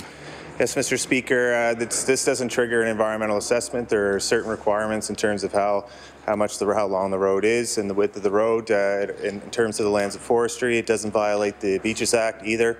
As we said, our government is embarking on consultation for a Coastal Protection Act that will be forthcoming in the next year or so. It's important that we recognize that sometimes people have built houses and indeed roads in some of these areas that are open to sea level rises and things of that nature. In this particular circumstances, there is sand that is going over the road. The road is not in an ideal location, but we have to provide safety for the patrons that are going across that road. Thank you, Mr. Speaker. The Honourable Member for Cape Breton-Richmond. Mr. Speaker, in the last sitting, the stories of Danny Latimer and Liz Cole made their individual journeys to access palliative care in Cape Breton-Richmond real. The Latimers and Coles heard the Premier loudly and clearly when he said that what happened to them was completely unacceptable. The Premier committed to ensuring that the appropriate meetings would happen with Straight Richmond Palliative Care, and he personally accepted the plan needed to meet the needs of the palliative care patients in the constituency. Rather than meeting with the Straight Richmond Palliative Care Society, the Minister, on the eve of this House sitting, instead sent them a letter directing them to contact the staff at the NSHA. Would the Minister please explain, after 5 months, why the best he could do for the Straight Richmond Palliative Care Society was to advise them to call the Health Authority? The Honourable Minister of Health. Thank you, Mr. Speaker. As the member would know, the Nova Scotia Health Authority is responsible for the implementation of Thank you, Mr. Speaker. The Nova Scotia Health Authority is responsible for frontline operations and delivery of health care services throughout the province. Mr. Speaker, the most efficient and appropriate course of action for the individual group to discuss both the current level of service and opportunities for changes or desired changes, Mr. Speaker, would be directly to the Nova Scotia Health Authority, because that would be step one, Mr. Speaker. The Health Authority would assess that in the context of their overall review of palliative services. Thank you. The Honourable Member for Cape Breton-Richmond. Mr. Speaker, perhaps the Minister needs to be reminded that actually he is responsible ultimately for the Nova Scotia Health Authority. In their meeting with me, the Cole family specifically spoke of the stark differences in palliative care services in the 10-year span between the death of their father and then their mother earlier this year. They previously did not have to fight for a bed to care for their dying father as they did their mother, and they did not have to endure the pain of seeing their father not have the same access to services as their mother. The Integrated Palliative Care Strategy Planning for Action in Nova Scotia was released in May of 2014, and it included 37 recommendations to improve and enhance access to palliative care services in Nova Scotia. Please, Mr. Speaker, it's 2018. Would the Minister please detail how many of those 37 recommendations have been accepted and implemented? The Honourable Minister of Health.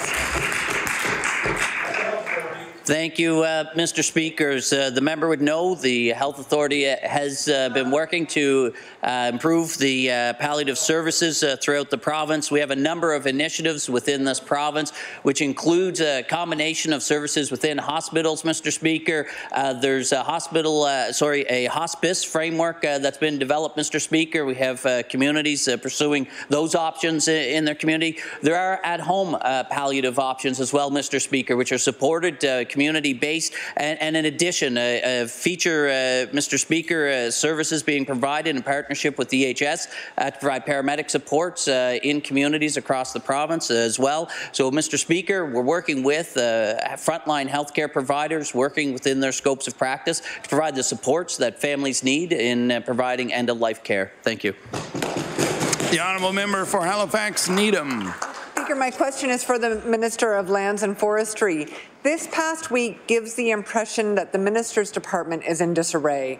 First, the minister says staff need more time to review Bill Leahy's recommendations. Then staff sent an email to industry advising on ways to reduce clear-cutting on Crown land.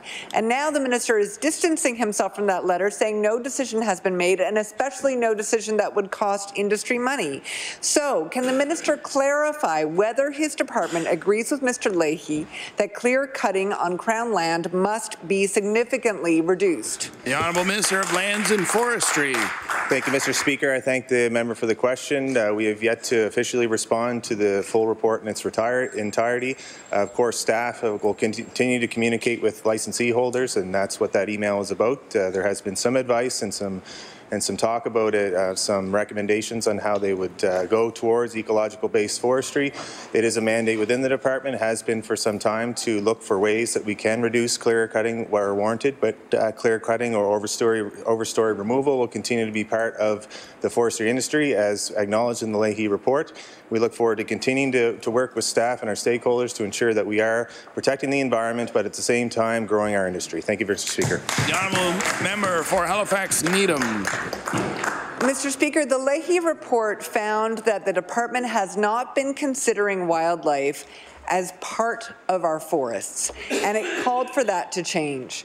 As confirmation that that change is required, last week we learned of a proposed cut on Crown land in West Hants that threatens vital winter habitat, not just for deer, but also an area where we know that endangered mainland moose and at-risk American martens also find refuge during the winter months. The minister and his department are sending mixed messages about whether and when we can expect forestry practices to change. And so my question is, why can't the minister commit right now to acting on Mr. Leahy's recommendation that impacts on wildlife be properly assessed? The Honourable Minister of Lands and Forestry. Thank you, Mr. Speaker. Indeed, wildlife is part of the 45 recommendations to talk about. In our current pre-treatment assessments, our biologists go out and we look at any opportunities that we can to mitigate any potential impact to our wildlife, and in particular our endangered species. I know that this particular stand has had a modification to its original pre-treatment assessment. It is up for public submissions. I look forward to those submissions, and we'll make the decision based on the science. Thank you, Mr. Speaker. The Honourable Member for Queens Shelburne.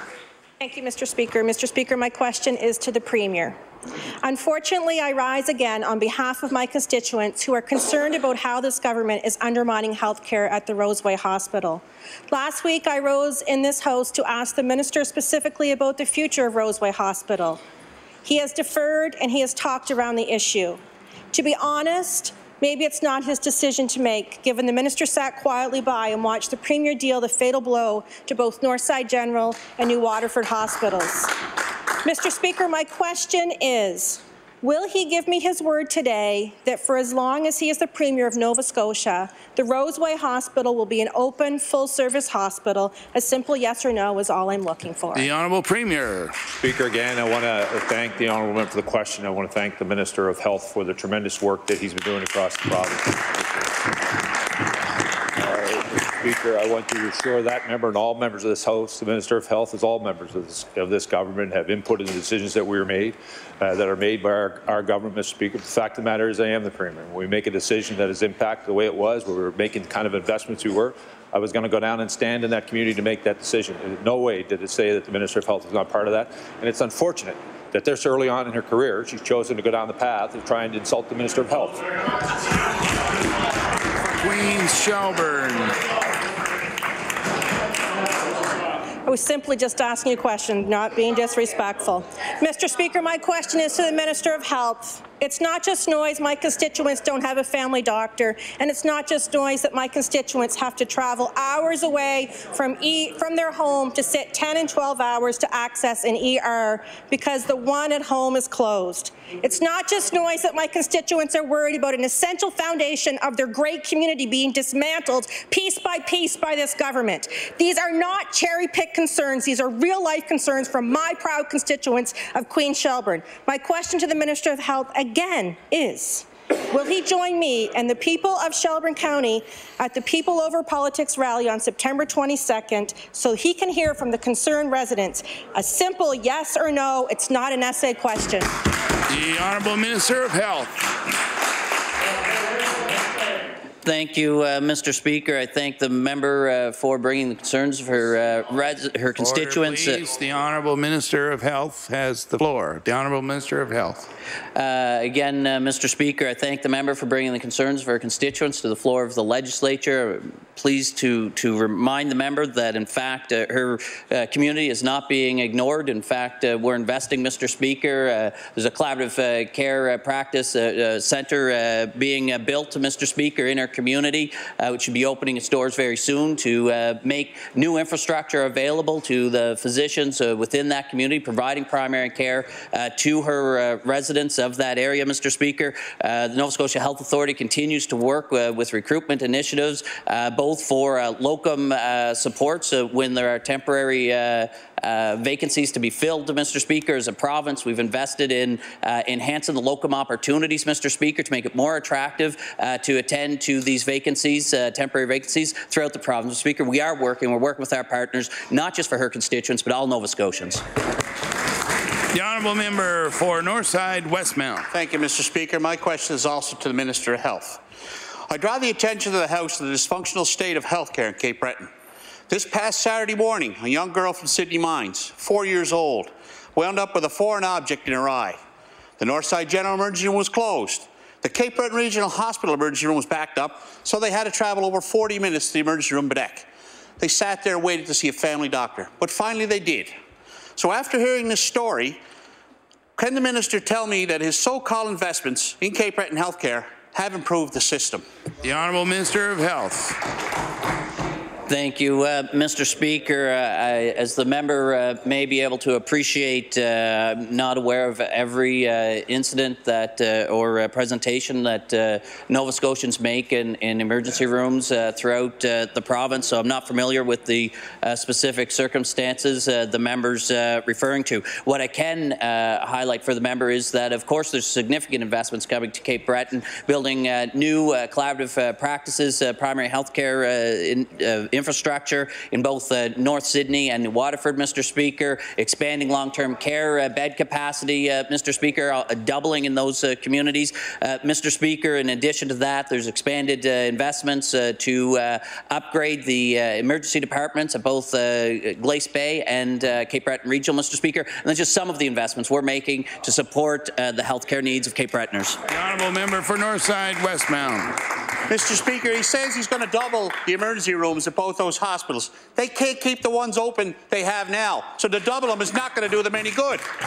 But let me heighten his awareness, Mr. Speaker. If only that story had ended where it was. Because this young girl's a 4-year-old, the doctor that she had seen best thought it would be she should be sedated in order to have this object removed from her eye. He called the regional hospital to get a doctor to sedate her. They didn't have one available. So then the doctor started calling every regional hospital to find someone who could sedate this little girl. And finally, they found someone at the IWK.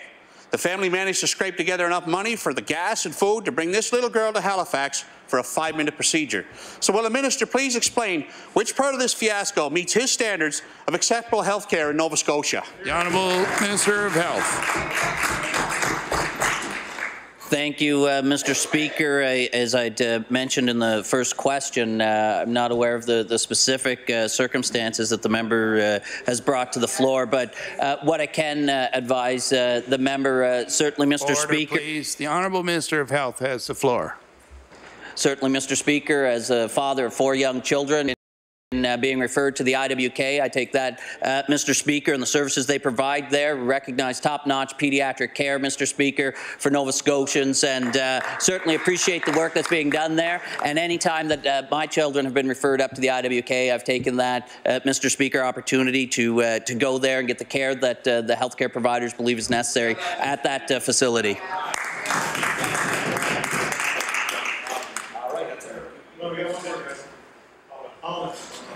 The honourable member for Dartmouth East. Mr. Speaker, my question is for the Minister of Environment.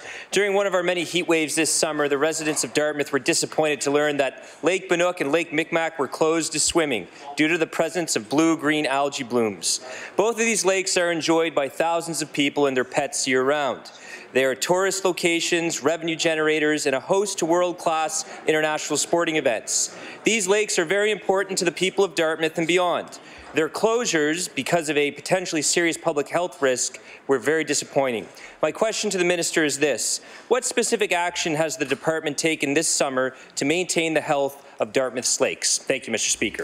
The Honourable Acting Minister of the Environment. Thank you very much, Mr. Speaker.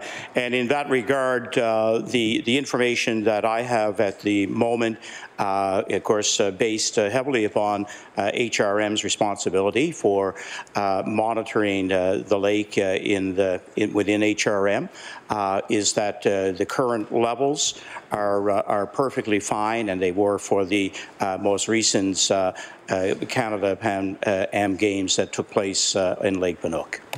The honourable member for Dartmouth East. Thank you, Mr. Speaker. This summer saw many beach closures across the province.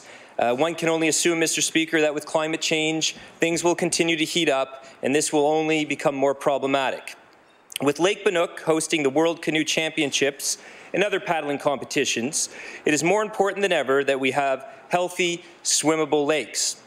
Mr. Speaker, my question is this: what preventative action is being taken by this government to keep our lakes swimmable and open for business for next summer and beyond? Thank you, Mr. Speaker. The Honourable Acting Minister of the Environment.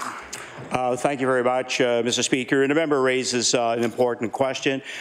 We know that because of the extreme heat waves that we've been having during recent summers, the growth of blue-green algae has become problematic. Also, of course, the bacteria counts and so on in the lakes. I know that provincially, there is monitoring of those beaches where Nova Scotians are on a lake system.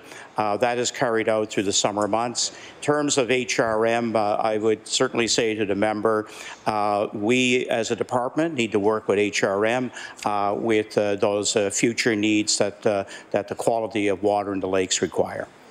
The honourable member for Sackville-Cobequid. Thank you, Mr. Speaker. My question is for the Minister of Energy and Mines. Yesterday, fishers in Port Morion blocked the entrance to the Duncan mine because they say that the mine's coal shipping plan are going to put the lobster fishery at risk. This comes after a 200-person meeting of concerned fishers and community members last week. Lobster fisher Don Messenger told media, and I quote, "These bays are major breeding grounds. We put a lot of blood, sweat, and tears into getting our fisheries into a sustainable state, and we could lose everything, Mr. Speaker," and I'll table that. Government has a role to play in coordinating development so that doesn't create creating jobs doesn't create community conflicts between industries. So I'd like to ask the minister, how is he and his government going? What is he and his government going to do to help bring a resolution to this conflict? The Honourable Minister of Energy and Mines.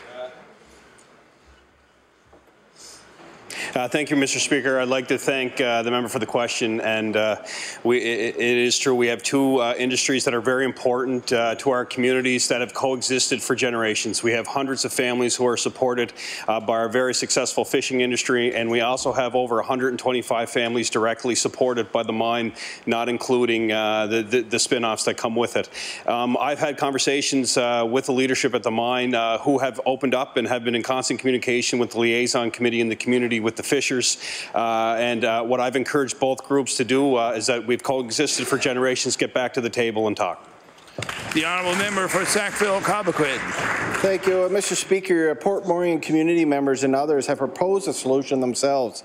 Many fishers agree that everyone would be happy to see the coal transported by rail. That's a solution with a little vision and leadership, could have various positive spin-offs for Cape Breton, Mr. Speaker. Charlie McLean from the Scotia Rail Development Society said there is a business case for the Cape Breton and Central Nova Rail Scotia Railway, and he supported moving moving the coal by rail to the Sydney port. The province still subsidized the rail line owners to keep unused tracks in place to maintain the possibility of a revival. So I'd like to ask the Minister of Business, what is he and his government doing to support the reviving of the Cape Breton and Central Nova Scotia Railway, Mr. Speaker? The Honourable Minister of Business.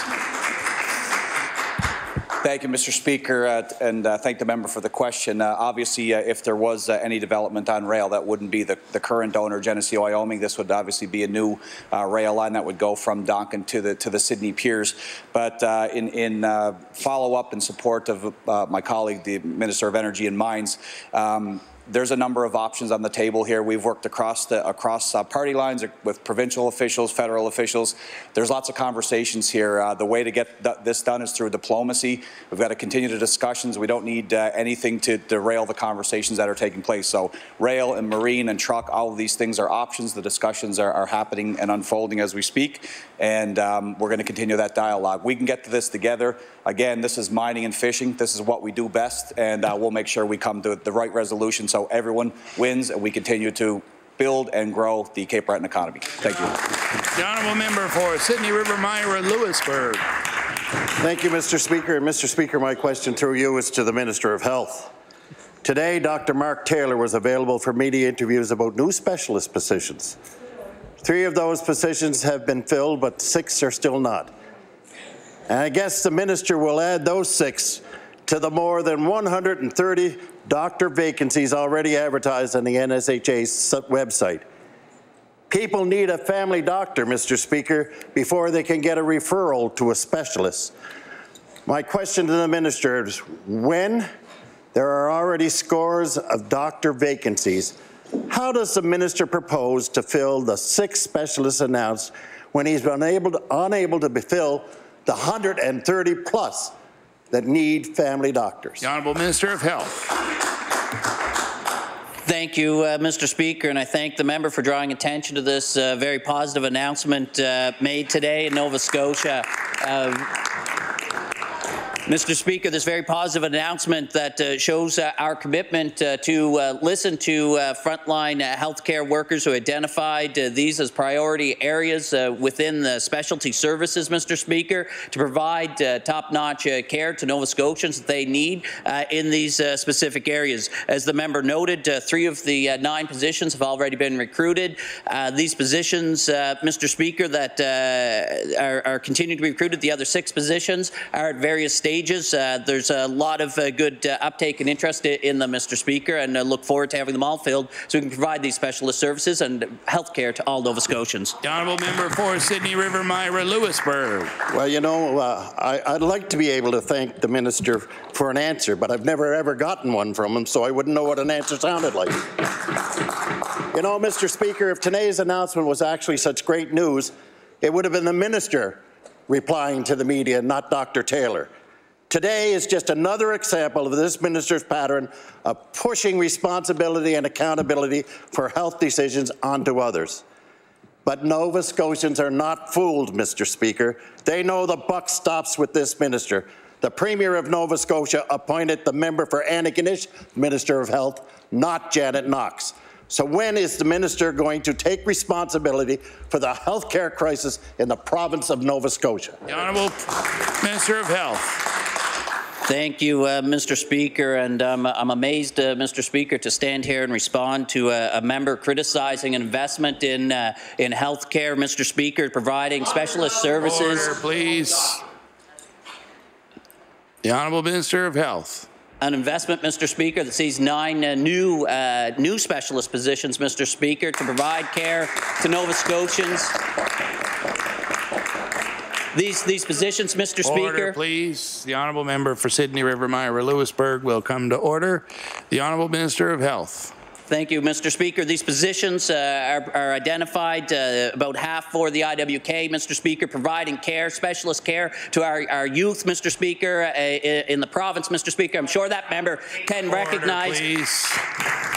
The honourable member for Northside Westmount will come to order. The honourable Minister of Health. I'm sure even the member opposite, Mr. Speaker, can recognize when a positive thing happens in this province, like this investment. And Mr. Speaker, as far as order, please.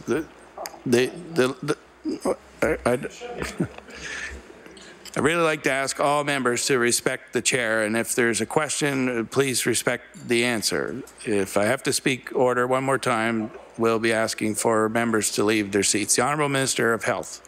Thank you, Mr. Speaker. As I said, this investment is positive, Mr. Speaker. I've stated before, Mr. Speaker, that recruitment services are the responsibility of the Nova Scotia Health Authority. For the Health Authority to stand up, Mr. Speaker, as these positions will be providing services there, I think it was very much appropriate that they would be available to speak to the media as well.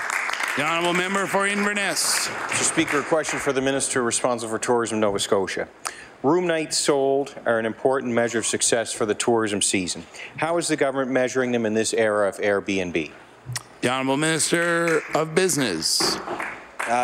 Thank you, Mr. Speaker, and I do thank the member for the question. Obviously, the shared economy is playing a significant role in room nights and accommodations here in the province, measuring them by way of counts the same way that we've done the traditional accommodations.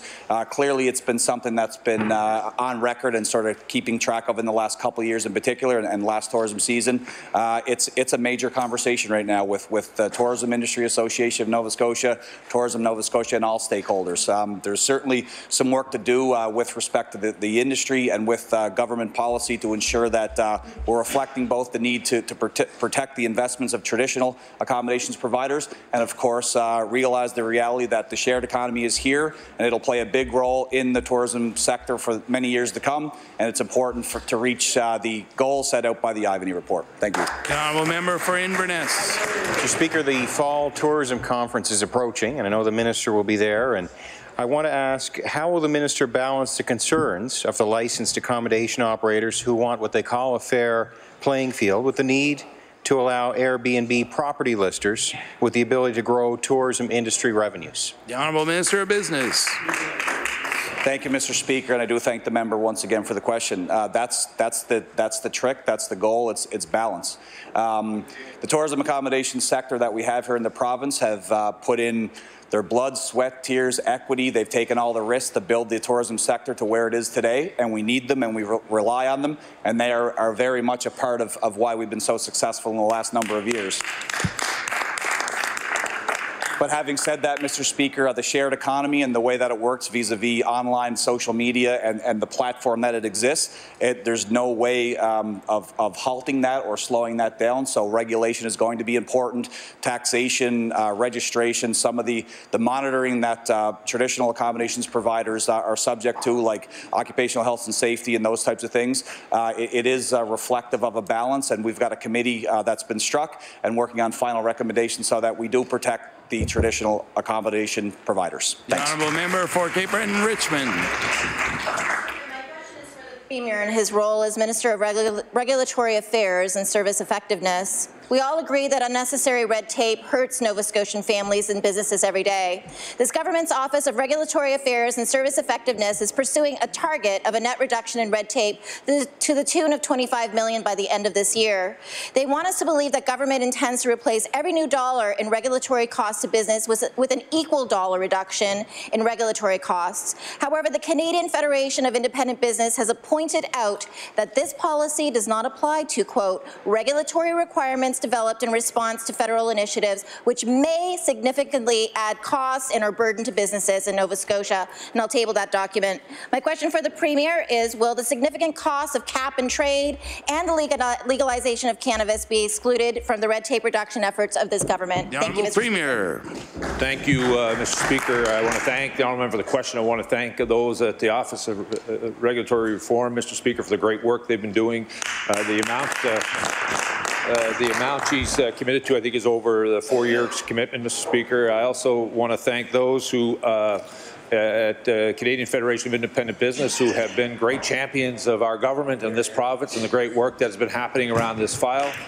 We're going to continue to make sure that we continue to harmonize regulations across the region. Very proud of the work we've been able to do internally.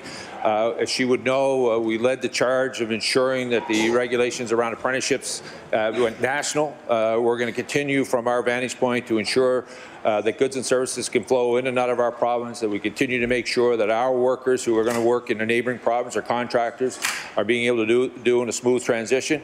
And I'm looking forward to continuing to make sure that our voice is heard on the national stage when it comes to regulation. Member for Cape Breton Richmond. Mr. Speaker, as we know, this government continues to hide their cap-and-trade plan and its true cost to Nova Scotians. Nova Scotians are worried about how much legalization and enforcement of the new cannabis regime will ultimately cost us. Mr. Speaker, these are among several significant costs facing this province being imposed by this government's friends in the Trudeau government. These plans and their costs will no doubt be accompanied by bales of fresh red tape, and that this government refuses to quantify at this time. Will this government commit today to including the cost of any new federally mandated regulatory requirements in the red tape reduction?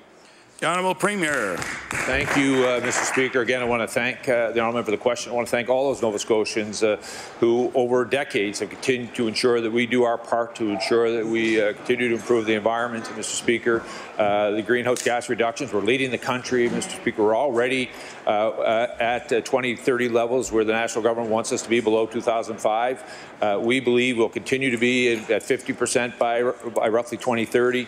We're looking forward to continuing to make sure that we continue to protect the environment in our province.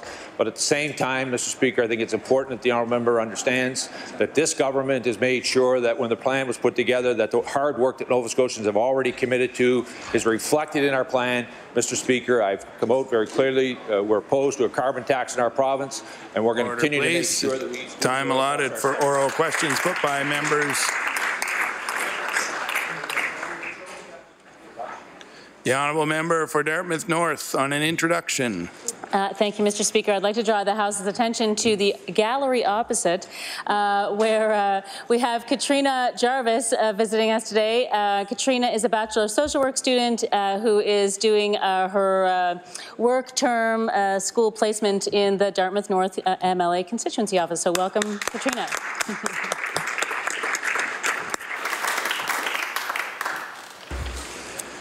We'll now move on to opposition business. The Honourable House Leader for the New Democratic Party. Thank you, Mr. Speaker. Could you call Bill number 22, the Care and Dignity Act? We'll now call Bill number 22, the Care and Dignity Act. The Honourable Leader of the New Democratic Party. Thank you, Mr. Speaker. The Care and Dignity Act, which we're proud to bring before the House this afternoon, in summary, mandates legislatively a guaranteed minimum level of staffing care in long-term care facilities, thereby ensuring that residents receive the care they need. Specifically, the bill mandates a minimum of 4.1 hours of care per resident per day.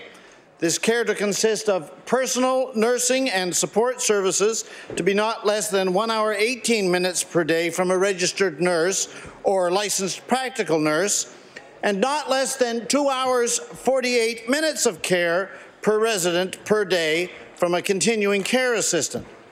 Secondly, the Care and Dignity Act moves to the level of legislation from the level of guidelines the requirement that a registered nurse be present at all times in homes where there are 30 or more places, and the requirement that a registered nurse be available for a continuous 8-hour period every 24 hours in the case of homes where there are less than 30 residents. Now, the day after the presentation to the public 2 weeks ago of the Care and Dignity Act, the government announced the formation of its expert advisory policy to recommend improvements in long-term care. And in that context, I'd been asked in those days, well then, has this particular bill been superseded by the formation of this panel? Is the need for the Care and Dignity Act obviated by the advisory panel's appointment? The opposite, however, it seems to me, is the case. The fact that the government has taken in this way, registered and acted on the need there is to offer a response to the crisis in long-term care. In fact, this is an amplification, an underlining, and bringing into focus of why it is that this legislation is in fact so important and required. The Care and Dignity Act and the formation of the Expert Long-Term Care Panel share a common context. The rising crescendo of concern in Nova Scotia, particularly in the last few months, about the quality of long-term care in the province, especially as this has been given voice by the families and by the supporters of the families of Chrissy Dunnington and John Ferguson, who passed away while in long-term care in Halifax and in Sydney from bed sores. And out of the context of the disclosures around these cases, government investigations were initiated, and these investigations subsequently revealed that as of June 2018, there were 152 nursing home residents in the province with stage 3 and 4 bed sores which are entirely preventable injuries, the frequency and the severity of which can be taken as a measure of the adequacy or inadequacy of staffing levels to provide the required positioning and repositioning of residents or patients. Now, professionals in long-term care policy repeatedly will make clear that in order for anyone to have a solid understanding of this problem, there's one thing that you need to have a grasp of clearly, and that is the changing and very fluid acuity and frailty of the nursing home population of the province just in the past few years. Of course, this intensifying acuity and fluidity has a number of different dimensions, a number of different factors that account for it. One is the simple fact, of course, that as a population, we are everywhere living longer. At the same time, this increased acuity is related to the expansion of home care that we've seen in recent years, since that expansion means only logically that people coming into nursing home care are arriving now at a time of greater need for care in their lives. Also, the shortage of an adequate number of nursing home places in the province plays a role about this. When a very old person is required, as hundreds are every year, after becoming no longer able to stay at home, when they're required to spend months and months in so-called alternate level of care in a hospital as they wait for long-term care placement, it only stands to reason that when the day comes that they move to that placement, that they're not as young or as strong as they would have been had that call come and that placement taken place earlier in the story. So the effect of this overall change on the character of life in nursing homes in general has been just in the last period quite dramatic. One facility with which I am familiar, for example, pointed out to me recently that they had made some calculations about the population of the facility and realized on the basis of these calculations that the turnover rate of their population had increased from 45% to 60% just in the last 2 years. The extent of this change, this dramatic change in the makeup of nursing home populations was brought home to me recently in a conversation I had with the chief financial officer of a prominent long-term care facility in the province. And I was discussing with him the effect of the government's cuts to funding in nursing homes over the last 4 years and how that was experienced in their home. And he explained to me one thing about it I hadn't thought about. He said, well, those cuts, it's harder for us these days to make that up with our own institutions' funding. It's fundraising. It's harder than it was a few years ago because Residents just in these last couple of years have been coming into our home, he said, at a much later stage in their life than they used to.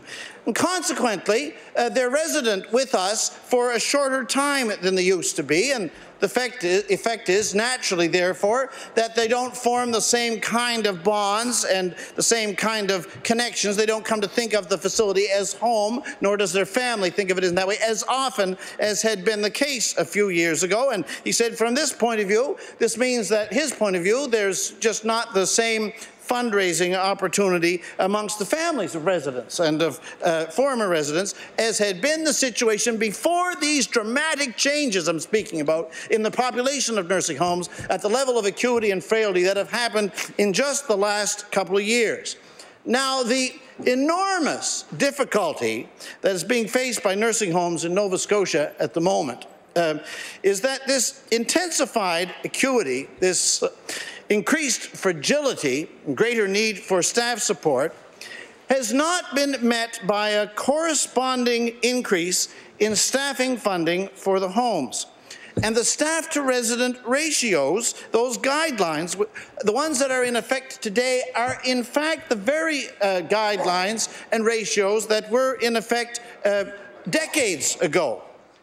Now, the Nova Scotia Nurses Union drew attention 3 years ago to the developing seriousness of this problem with their 2015 report, Broken Homes, a report which is on its own merits an excellent report, but one of the key things in it is that it establishes also the truth, the point, that when this matter of the professional makeup composition of care staff, and when this matter of the care level staff to resident ratios, when these matters are set in law, as opposed to being set in guidelines or as opposed to being set in regulations, that when these matters are set in law, that the actual incidents of reported harm to residents in long-term care facilities have been demonstrated in a number of jurisdictions to be decreased by dramatically and sometimes by up to 2/3. Now, there's a great deal of research about this. It's vast and it's conclusive. I will table in a moment the Journal of Aging and Social Policy's 2009 study of the reduction in harms to residents that followed the passage of legislatively mandated minimum staff levels in the years up to 2007 in Florida. And I'll also table the list of parallel research from the Broken Homes report. Now, all of this is well established in the field. Where it is not well established is in public policy here in our province, which in the mandate of this current government has gone in the opposite direction from the direction of the investments that, in light of the change situation I've been outlining, are in fact required. The government has moved rather in the opposite direction, the direction of significant nursing home net funding cutbacks. The government, to a significant extent, that is, I am alleging, has balanced its budget by imbalancing the level of staffing required for people in long-term care. The government has balanced its budget by imbalancing the internal budgets of the long-term care facilities of the province. Now, this is this is an ill-considered choice. The quality of care which is provided to the residents of long-term care in our province is more important, is to be estimated more highly than the budget surplus of the government of Nova Scotia. I think of a conversation I had not very long ago with the administrator of a very highly considered nursing home in the province. I was speaking with him about this present piece of legislation, the Care and Dignity Act, and explaining its provisions and asking what kind of an impact or an effect in his institution these kinds of provisions might be expected to have. And he works in a pretty major institution, has quite a number of different wings. And when I asked him about this, he paused for a minute and he said, "Oh," and then he spoke in the way that people have when they're really going to say something of consequence to you. He said, "Oh," he said, "if we just had one more CCA in each wing, it would make all the difference." This is precisely the difference that we in the New Democratic Party seek to have made with the Care and Dignity Act. Thank you, Madam Speaker. I recognize the honourable member for Halifax Atlantic. Thank you, Mr. Speaker, or Madam Speaker. Sorry, I've got a bit of an allergic reaction going on here, so if I start sneezing, please forgive me. I want to start by talking about the announcement that was made on September 5th. We all recognize that how important our seniors are, and that we should make sure that they have the best possible care and that they're given options. On September 5th, the government made an announcement that there will be a 3-panel group formed to look into seniors and the way and seniors' homes, and to come forward with some recommendations. Those 3 experts would be Janice Keefe, the director of the Mount St. Vincent University's Nova Scotia Centre on Aging, Dr. Greg Archibald, a family doctor and a wound care expert and head of Dalhousie University's Department of Family Medicine. The third would be Cheryl Smith, who is a nurse practitioner and an educator. And one of her areas of expertise is dementia. So one of the criticisms that I've heard is that the expert panel do not have frontline service expertise. And I would say, being a doctor and a registered nurse practitioner, that would give you a lot of frontline expertise. Some of the stuff that they'll be working through, excuse me, Mr. Speaker, is identifying evidence-based solutions to improve the quality of care in long-term care facilities. So I think everybody, depending on your region, we have an idea of what we can do to improve the lives of seniors in our community. I've heard from a lot of seniors in my community that are saying, especially from some of the rural areas like Sambro, West Pennant, East Pennant, Ketch Harbour, who are saying, I don't want to be put in a long-term care facility. I want to stay at home. I want to stay with my family. I want to be able to be supported through either to stay at home or to go with a loved one, because they have generation after generation of family members there. We've had some seniors, especially in the Sambro area, that have lived to 100 years old and never left their home. And if you would have told those individuals, some of them had some very big mobility issues that we want to take you and put you in a long care facility, they would have refused. And why did they stay in their homes, or how did they stay in their homes? We were able to work, not just myself, but the MLA previously before me, were able to work with some of those families to get funding to help fix their homes so that they can stay there. This government has made a large investment in programs to allow seniors, especially low-income seniors, to be able to stay in their homes. And we understand. We understand. We're not saying that this is perfect. We're not saying that this is the option for everyone.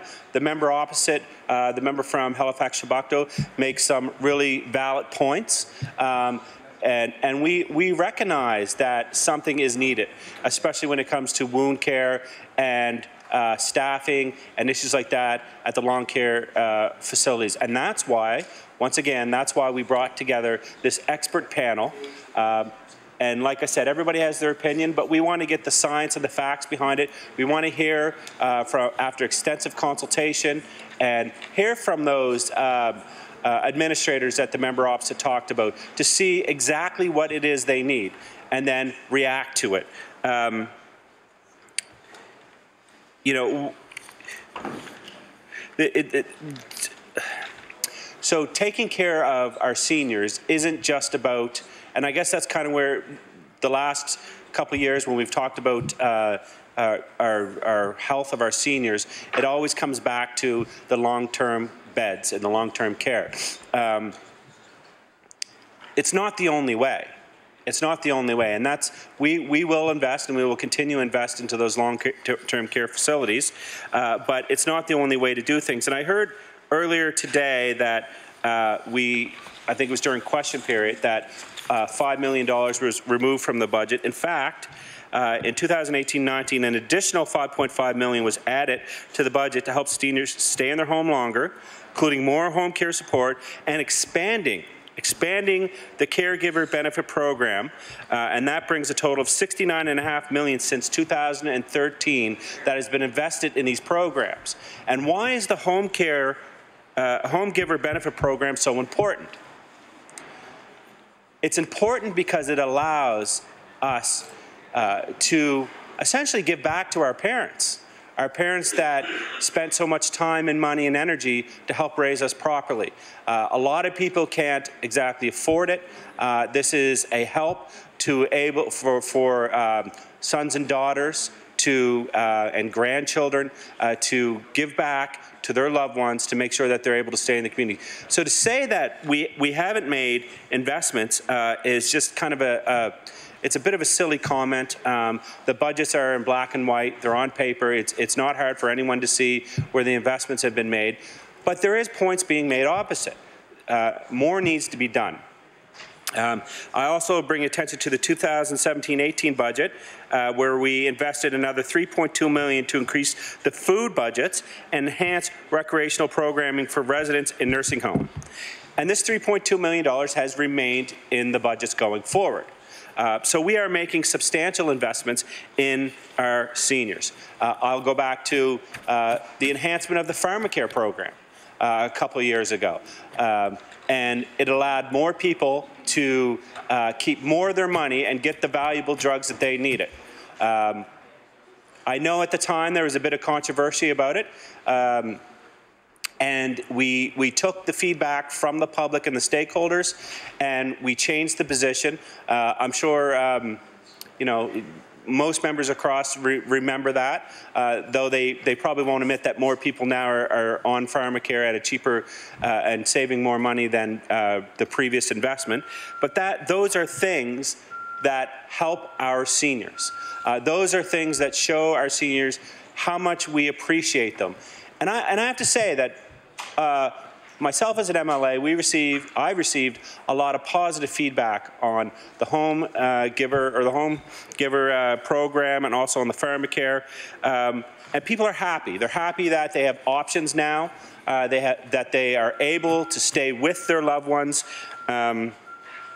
And able to fix their homes. And I think of and I'm not going to say any names, but I think of a lady, a senior couple living in Ketch Harbor, and there was a tragic accident, kind of a fluke accident, where she fell down, and she actually lost her ability to walk because of the accident, and she thought for sure that she would end up in a long-term care facility, which she didn't want to, and the government stepped in through the help of Housing Nova Scotia and fixed up her home to allow it to be accessible and to allow her to live at home and stay close to her kids, her grandkids, and her great-grandchildren. So I would say to the members opposite, I understand, and I do respect your position on this, but I would say before we get into he said, she said, and back and forth, I think we need to let this panel do its work, bring forward its recommendations, and I think everybody can agree that this is a positive thing. We need to allow outside eyes to look at our system, to talk to those that are directly involved. We can all agree that when some of those horrific stories about the wounds came out, that it was startling, and it was good to see all parties react the same way, and government moving forward to ensure that these homes are now, or these long-term care facilities have the standards in place, and that they're being monitored, and that they have to report these back. I mean, that's a big thing. I mean, that's a huge prevention tool if you have to report these conditions back. But at the same time, we have to realize that you know, some of the recommendations may come out that we need more staffing, that we need more resources put into these homes. The individuals that do these jobs, I have my foster mother who passed away well over a decade ago. I was at Melville Lodge recently, and they still remember her, but that was her job. And I understand how much they care for the people they take care of, and we as government have to reciprocate that and care for the people that care for our loved ones. Thank you. I recognize the honourable member for Northside Westmount. Thank you, Madam Speaker, and it's my pleasure to rise and say a few words on this Bill 22 with the Care and Dignity Act. And to listen to the member for Halifax Atlantic, Madam Speaker, I hear the people in his office, they're happy with the care that the seniors are receiving. Madam Speaker, that's probably true about the ones that are receiving care. But not everybody can stay in their home for the duration of their lifetime. And I know there's been things put in place that will allow that to happen. But when somebody needs nursing home care, now they're sicker. They enter the nursing home needing more care. Madam Speaker, if he was a little older and he realized that when nursing homes were built 30 years ago, they were built with parking spaces for the residents when they went there. And in this day and age, there's no such thing as parking spaces for the residents, Madam Chair. They don't go there being able to drive their own car. They go there because they've outdone the care they can receive at home, and now they need to go get that nursing home care that they need and deserve. And they like to know that that care is there when they need it. But I'll tell you, Madam Speaker, on the north side, we have about 50 people waiting in the North Side General for a nursing home care bed. And the government is going to build 50 new nursing home beds on the north side, and that's going to eliminate all the problems with nursing homes on the north side. Another group of people, I think it's 35 in the Waterford, and someone said between 50 and 60 waiting at the regional hospital. This is clogging up our system. It's clogging up our outpatient system, our acute care beds. And then we heard that we're going to close 2 of the hospitals in Cape Breton Down as well. There's 45 acute care beds on the north side. Where are they going to go? Well, they think they're going to go to the regional, because the 50 people there waiting for a bed are going to go into one of the homes that they're going to build. But that home is already filled from the people that are waiting in the north side. So round and round and round and round the circle we go. We don't get any further ahead. So, you know, when people want to stay in their own home, that's a great idea. Again, like I say, but when they're sick and when the family cannot look after them anymore and they can't get the amount of care they need at home, that's when the nursing homes are needed. And Madam Speaker, I don't know of any new nursing home beds that have been built in the 5 years that this government's been in power. So we still have a pile of people waiting to go to nursing homes. But what's the answer? We've decreased the wait list for nursing homes. But how do they do it? The people who aren't completely ready yet, that were on that list because of health care issues, but their families stepping up, the home care workers are stepping up, they don't need to go yet, they're taking off the list. That's not managing a wait list, Madam Speaker. That's just taking people off the list that will go back on again eventually, but at that time, the stats don't show it. So, Madam Speaker, you know, our hard-working seniors have raised their families. They've contributed their whole lives. They were our hockey coaches. They were our Girl Guide people. They deserve to live their lives out with dignity and care. And I think that's the purpose of this bill, is to make sure that people can and will live out their lives with dignity and care. I listened yesterday when the Premier said that in 2013, in talking about the FOIPOP Commissioner being an independent body of the government, he said he made a mistake. But he's not stubborn, Madam Speaker, and he's going to realize that he made that mistake. But we have a promise in 2013 for a doctor for every Nova Scotian. That hasn't happened. They don't realize that. They haven't said they made a mistake on that promise. Madam Speaker, if we would only admit there's a crisis in healthcare in the province, deal with the doctor shortage, the primary care shortage, the nursing home bed shortage. They've taken money out of the budget over the last number of years. And I've heard the member for Halifax Atlantic brag about the $65 million they put into home care. That doesn't help the person who needs to go to the nursing home when they need to go there. You know, we have parents, we have grandparents. And someday, they're going to go to a nursing home. And Madam Speaker, if I look around the chamber here, I see a lot of white hair, I see a lot of no hair. We're all going to be there. Hopefully, we're all going to make it to that stage eventually. And some of us are going to need that care. And I don't want my parents, my grandparents, my loved ones waiting in a hospital at the expense of a hospital stay when they can get the care in a nursing home. They get socialization. They get entertainment. They get trips out. They get, if they're healthy enough, they get all this. We want them to do that. Unfortunately, Madam Speaker, the action of this government has made it more and more difficult to give those living in our seniors and long-term care facilities the life they deserve. If we think about back in 2016, all members would realize after 2 rounds of cuts to nursing home budgets, things started to happen. I think we were all shocked, I know I was, to see the residents of Northwood on television saying that their food, Madam Speaker, was tasteless and unappetizing. And the people who ran Northwood telling us that with the cuts made to their budget, they couldn't cut their power bill. That's something you have to pay. The staffing levels couldn't be cut. They were at a bare minimum as it was. They couldn't cut that. They couldn't cut a maintenance on the building if there was a leak in the roof or something. The only thing they could cut was the food budget. You know, I also heard families of them on there talking about they had to bring in some of the staples like fresh fruit and even butter. I've heard stories of a nursing home in Glace Bay cutting portions of fish, one single portion of fish in half so they could feed people on that budget. That's not the care and dignity we need, Madam Speaker. That's not the care we want. And I think everybody in this place, everybody was angry when they learned that the provincial food budget for Northwood worked out to about $4.70 a day. Not a meal, a day. So, Madam Speaker, that anger was nothing compared to the rage we felt when we heard the story about the late Chrissy Dunnington. And the member for Halifax Atlantic mentioned that. But unless we refresh the memory, Chrissy died when a pressure sore the size of her fist became infected.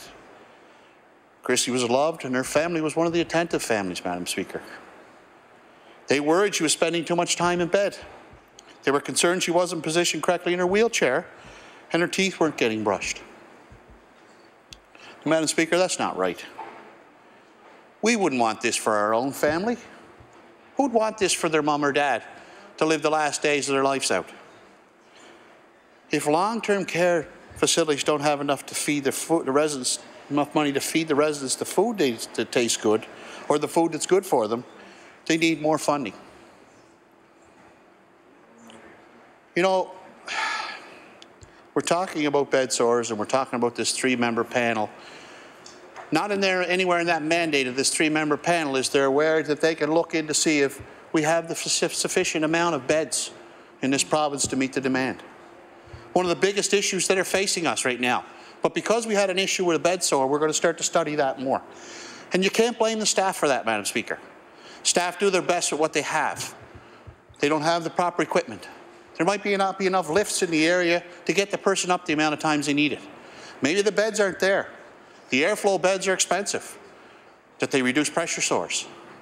If they don't have the staff to turn people every day or on a regular basis, they need that equipment to do it. They need specialized chairs with forms and seating forms that are assessed and made for that person specifically. So it's not just staff that need to be put in this place, it's resources. Maybe they don't have the proper gauze, the proper medicine to fix these wounds, to heal these wounds. And it's great to see that they're going to have to report back on this stuff. But where is it binding that this 3-person commission, that the government will have to act on those recommendations? We've seen report after report come to government, get put on a shelf, and not ever be addressed until the next issue comes along. When that next issue comes along, we'll pull that old report out again, we'll look at the new one, we may make a few changes. You know, that's what this bill calls for, Madam Speaker. Care and dignity.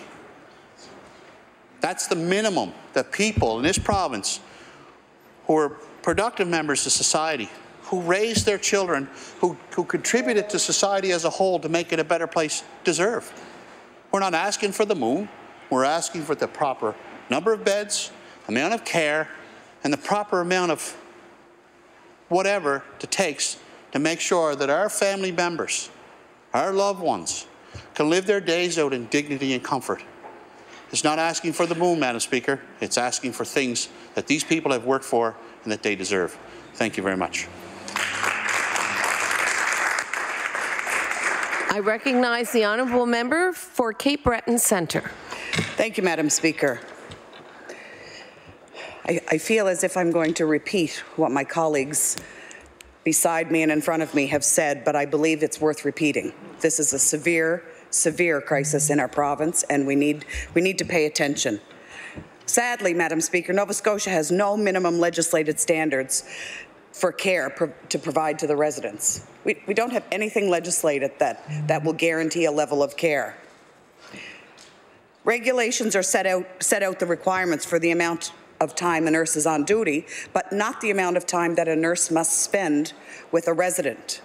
And I don't know if people were aware of the social media post that suggested you try to do your own care in 6 minutes, because that's what long-term care workers are dealing with. They're doing care in 6 minutes.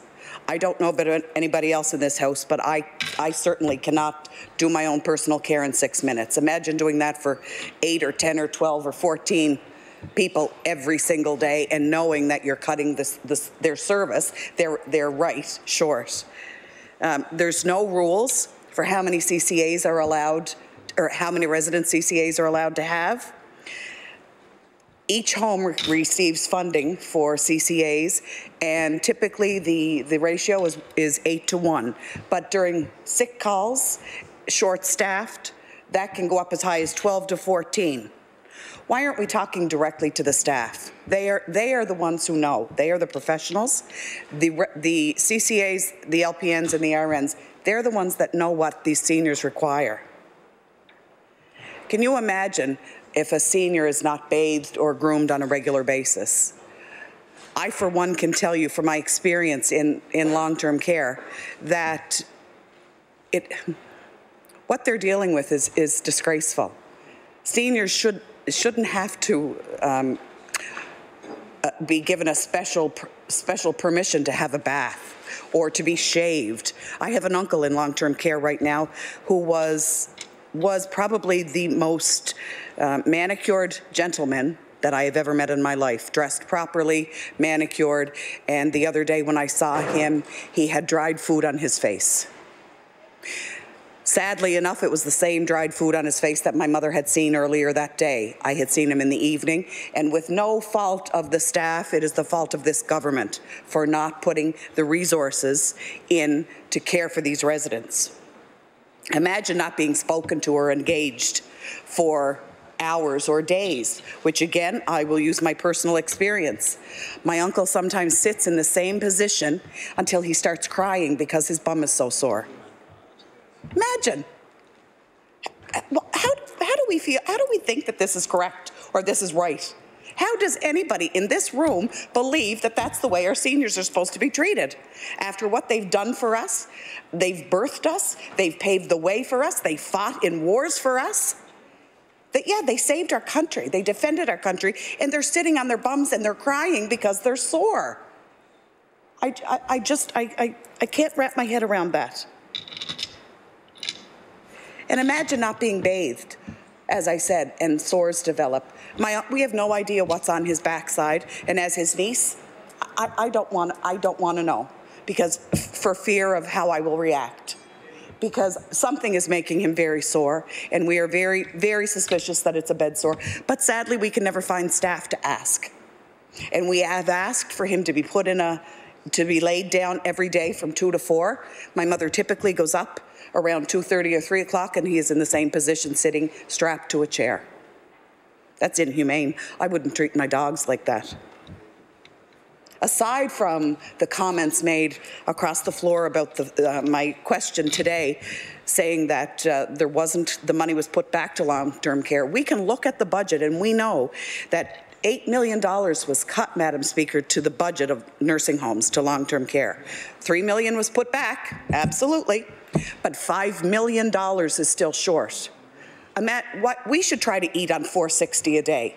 This House should try and take that on and try to eat 3 meals a day for $4.60, and let's see how it goes. Because I would dare say that we wouldn't last a day.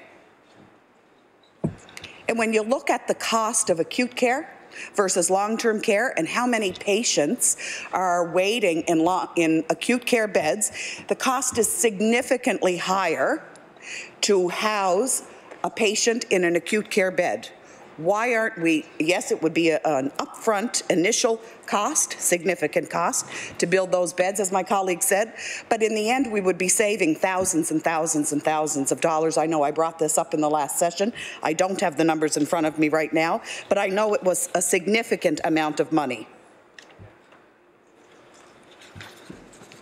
Anybody that walks in a long-term care facility sometimes will see, as I have many times, the same residents sitting in the same position, in the same hallways, in front of a TV, not actually watching it. They have no loved ones.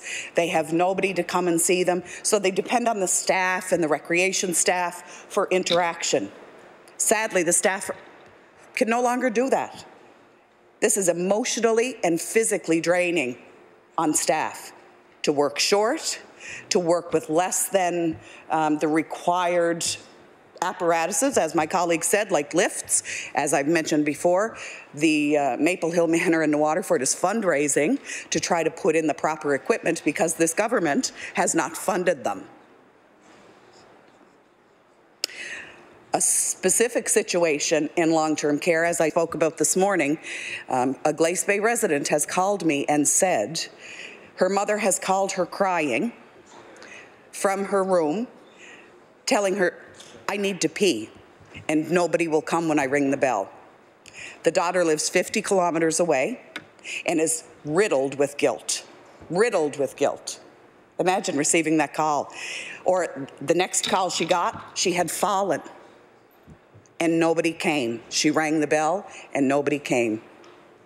And when this same mom went to the hospital for the 4th time with her mom,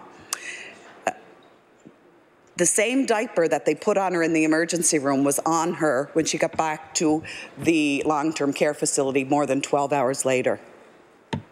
So you wonder why they have infections, why they have UTIs, why they have bed sores?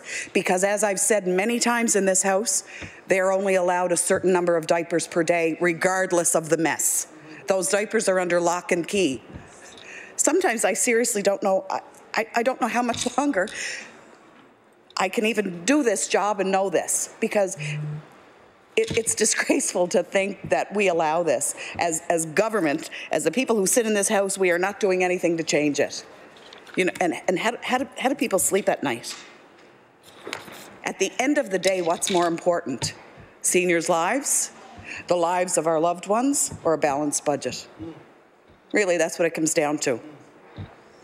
For me, a balanced budget isn't anywhere near worth the life of a loved one. My grandmother, my uncle, my mother someday, God knows.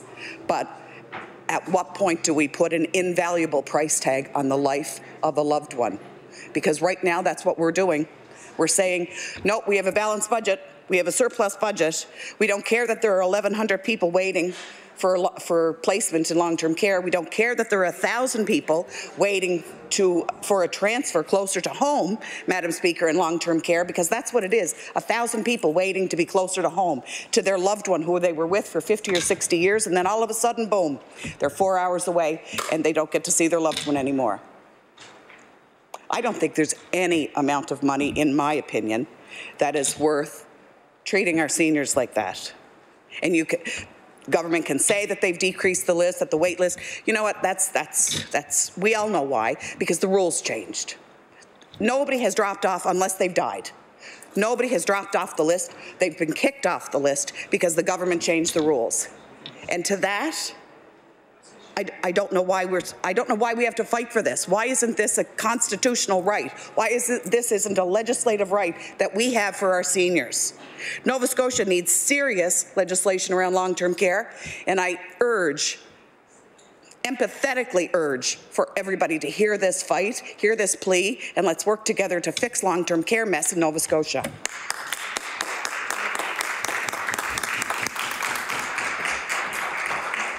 I recognize the House Leader for the New Democratic Party. Thank you, Madam Chair. Could you now call Bill number 25, the Ombudsman Act, an act to amend? I call Bill number 25, the Ombudsman Act. I recognize the member for Halifax Needham. Thank you, Madam Speaker, and it's my pleasure to speak to a related bill to Bill 22, which we just discussed. But this proposal from the NDP is a proposal to revise the Ombudsman Act to empower that office to conduct investigations when family members or indeed residents of nursing homes do have a complaint or require investigation of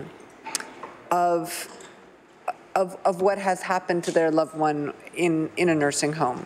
As my colleagues have spoken, we do have a nursing home population that is considerably more frail considerably more frail, considerably more vulnerable than the nursing home population in the past. And one thing that comes with that is a relative, very restricted ability on behalf of nursing home residents to advocate for themselves. And as my colleague from Cape Breton Centre just spoke of, it is sometimes difficult for families to get to the bottom of what is happening with their loved ones, even if they are concerned about their care. And of course, if it's your mother, if it's your father, your spouse who's in a nursing home, and you're concerned that they're not getting the care that they deserve and that they require for their health and for their dignity, sometimes pushing for that care can leave a family feeling vulnerable and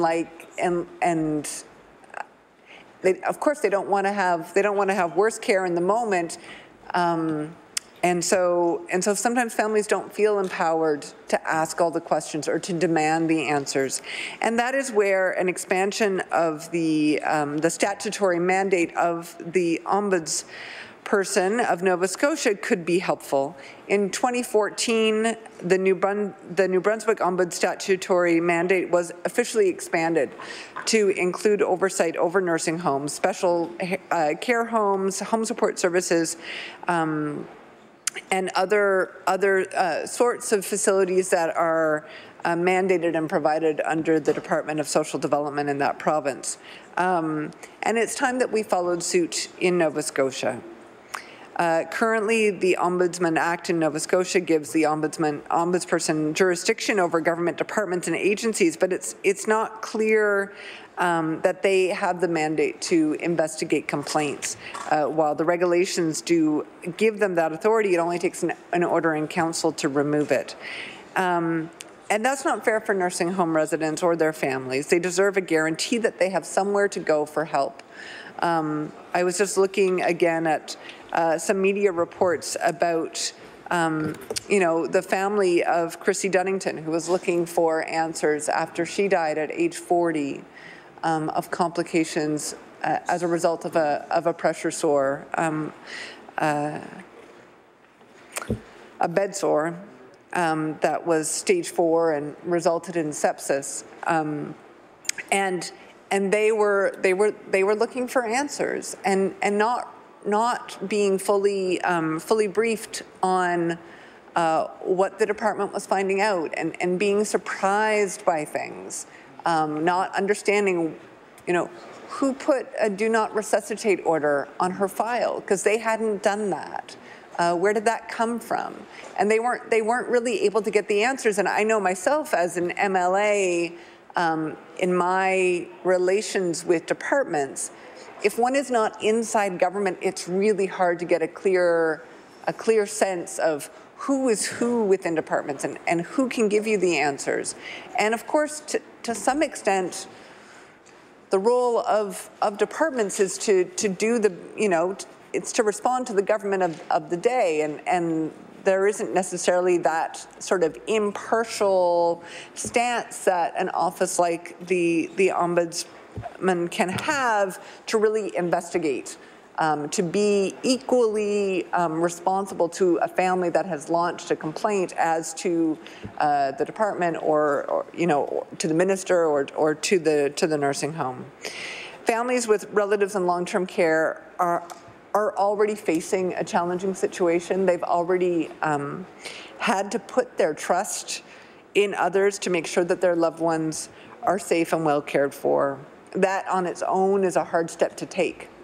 And so we need legislation to expand the role of the Ombudsman to provide Nova Scotians with a guarantee that there is somewhere for them to take their concerns, who will listen. In the United States, nursing home ombudspeople are widespread. In fact, most states have several trained ombudspeople per county ready to take complaints and guide those seeking assistance through the process. Here in Canada, Ontario has a patient ombudsman dedicated specifically to resolving issues in healthcare. In 2015, the Saskatchewan Ombudsman's Office reported receiving 79 complaints about seniors' care and went on to make an in-depth report based on a specific case with recommendations for homes across the province. I think whenever we empower an independent office, an office that is somewhat arm's length from the government to take on a role that allows it to investigate, it accomplishes something on its own, but it also accomplishes something because other agencies know that it has that power.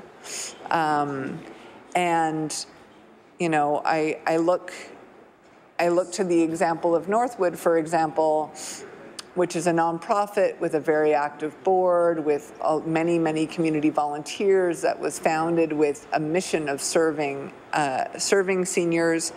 I'm not sure what the genesis of it was, but they were motivated and took the step of investing in equipment and investing in training and setting goals for themselves such that they have reduced the incidence of bed sores from 12% a few years ago to less than 2% today. And that's I'm again so grateful that they are a facility with its roots in Halifax Needham, and I'm consistently impressed by how committed they are to their mission and how they work to carry that out despite the many challenges that they face as other nursing homes. But I think in part it was because of that community responsiveness and that volunteer board that they are motivated to take that step. Every nursing home in the province hasn't had that mission, and there have been external factors like we've discussed, budgetary factors, and there is the simple challenges that come with the increasing frailty and vulnerability of our residents. We need to do everything possible to protect the most frail and vulnerable residents of Nova Scotia, and certainly at this point in time, some of the most frail and most vulnerable are seniors living in long-term care.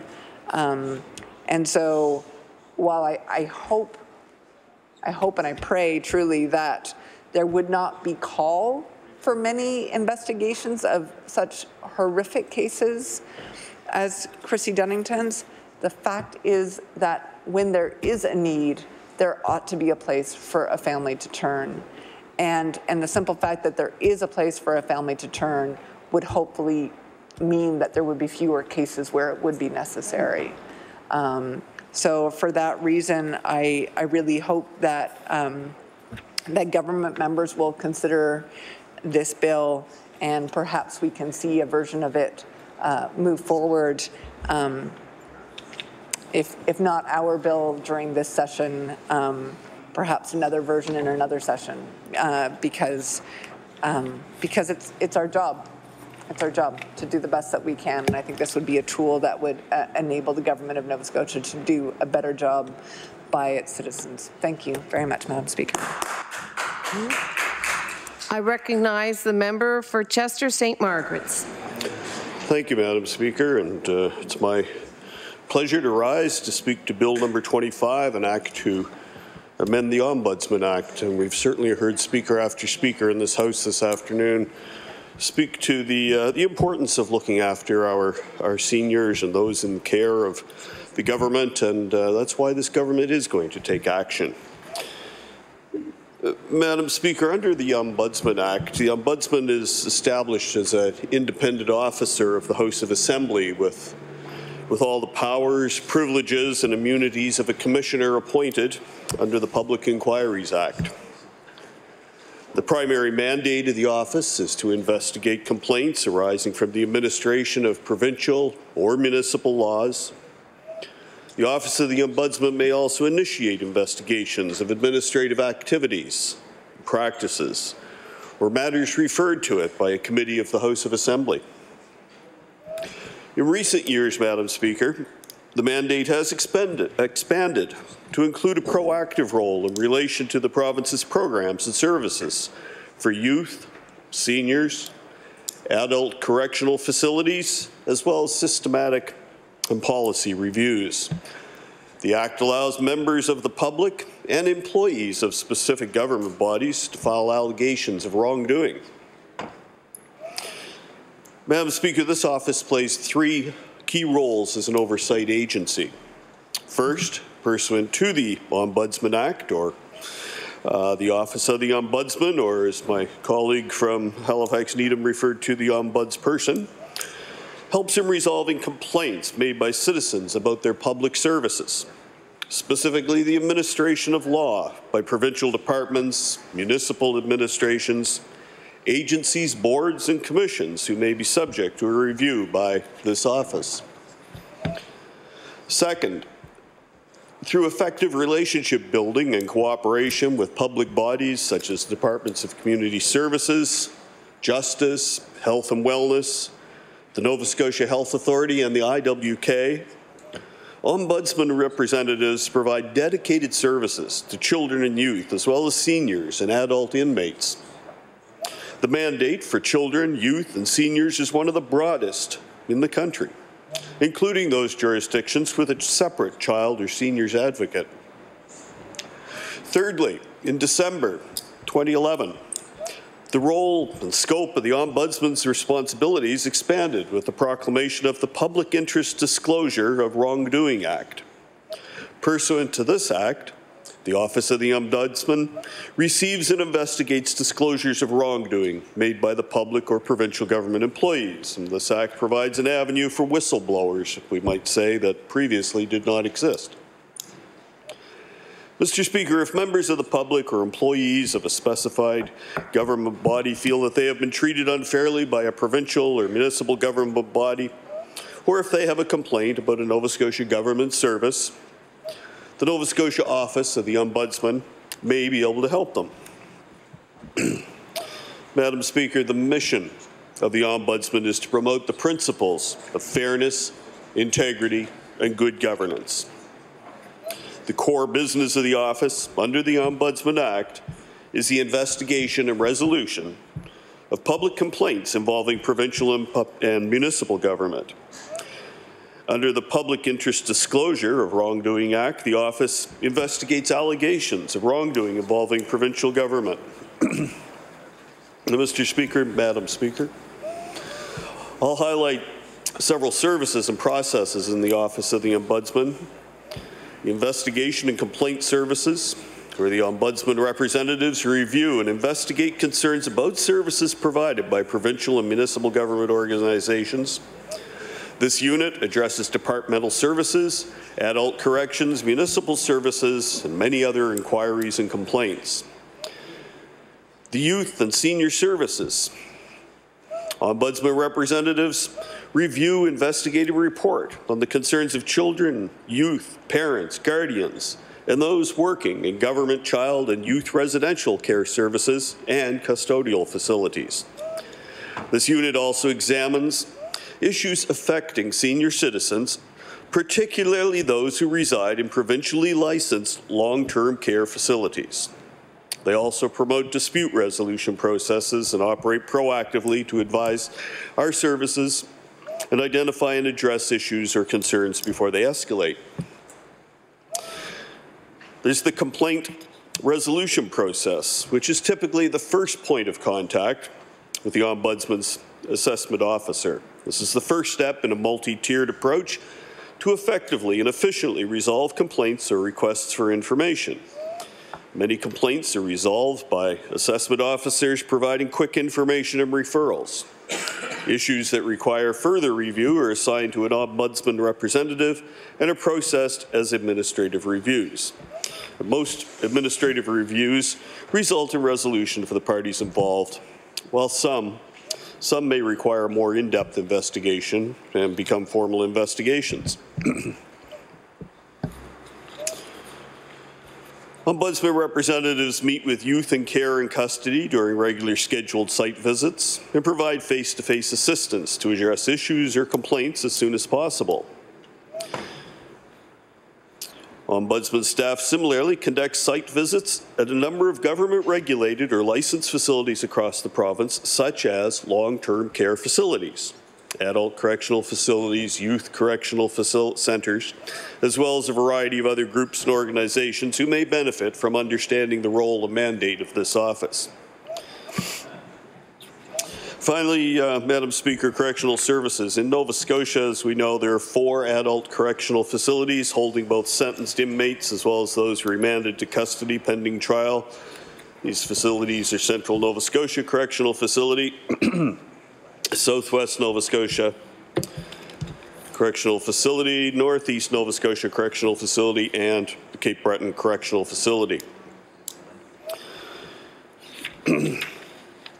Madam Speaker, the Leader of the NDP introduced Private Members Bill 25 to amend the Ombudsman's Act, and the proposed bill would expand the jurisdiction,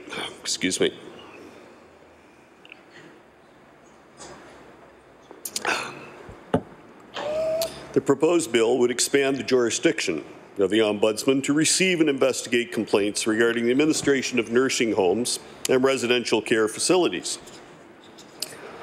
The Ombudsman does investigate complaints about provincial or municipal government departments, agencies, boards, or commissions, as I have said, and it currently has jurisdiction to receive and investigate complaints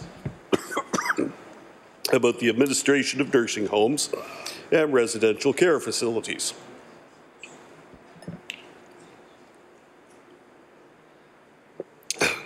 Excuse me. To receive and investigate complaints about the administration of nursing homes and the residential care facilities that are licensed or receiving government funding. It does not have jurisdiction to address complaints about long-term private care facilities. But as various speakers have referred to today, including the Premier, the Minister of Health, and my colleague from Halifax Atlantic, thank you very much. Government has struck an expert advisory panel to recommend improvements in long-term care.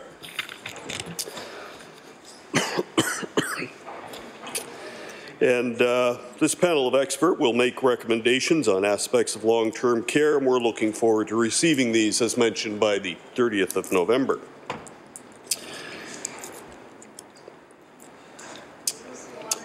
Madam Speaker, the Office of the Ombudsman continues to serve Nova Scotians as an independent oversight body. Ombudsman representatives continue to seek out those who may benefit from these services. And Madam Speaker, I'll conclude my remarks gratefully by congratulating and thanking the hard-working men and women of the Nova Scotia Office of the Ombudsman. Thank you very much. I recognize the honourable member for Argyle-Barrington. Thank you very much, Madam Speaker. It's my pleasure to stand for a few moments to speak to this bill, and of course to my colleague, the minister, the member for Chester St. Margaret's.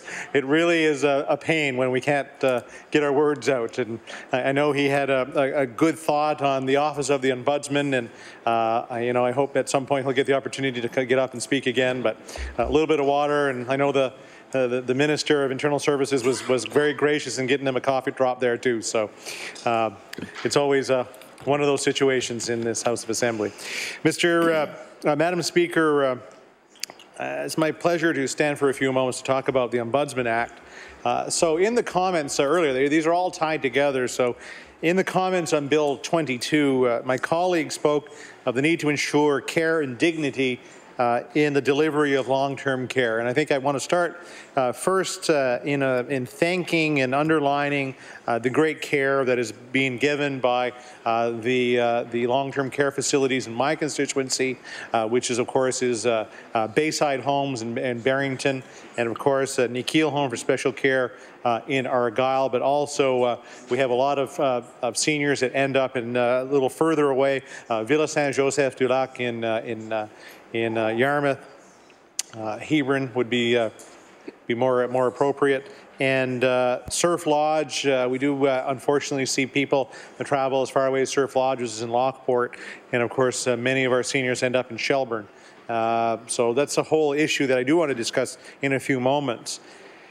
But they do provide phenomenal service, and I want to thank each and every one of the nurses, the CCAs, the administrators, the groundskeepers, the workers that are in those facilities that provide such good care for our seniors. Because I know as a majority, many of these homes are doing the best possible service that they can for our loved ones.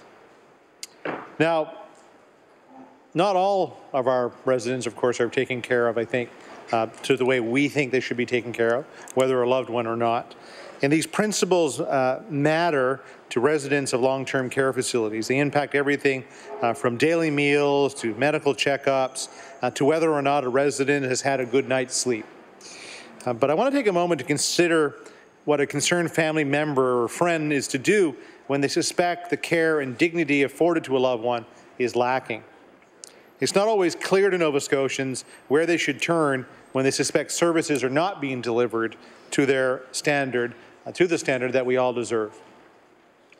You know, we get a lot of calls in our constituency offices, Madam Speaker, people questioning the long-term care system. I mean, we won't say it's necessarily the funding that they're receiving or what have you. It's people are confused of where they're to bring their concerns to. And depending on where they are in that system, the answers, of course, can vary. I know the majority of the calls that I get in my constituency revolve around the issue of placement. We have seniors sitting at home if they're lucky. Most of them are sitting in hospital waiting for placement, or they're in their second choice or third choice placement.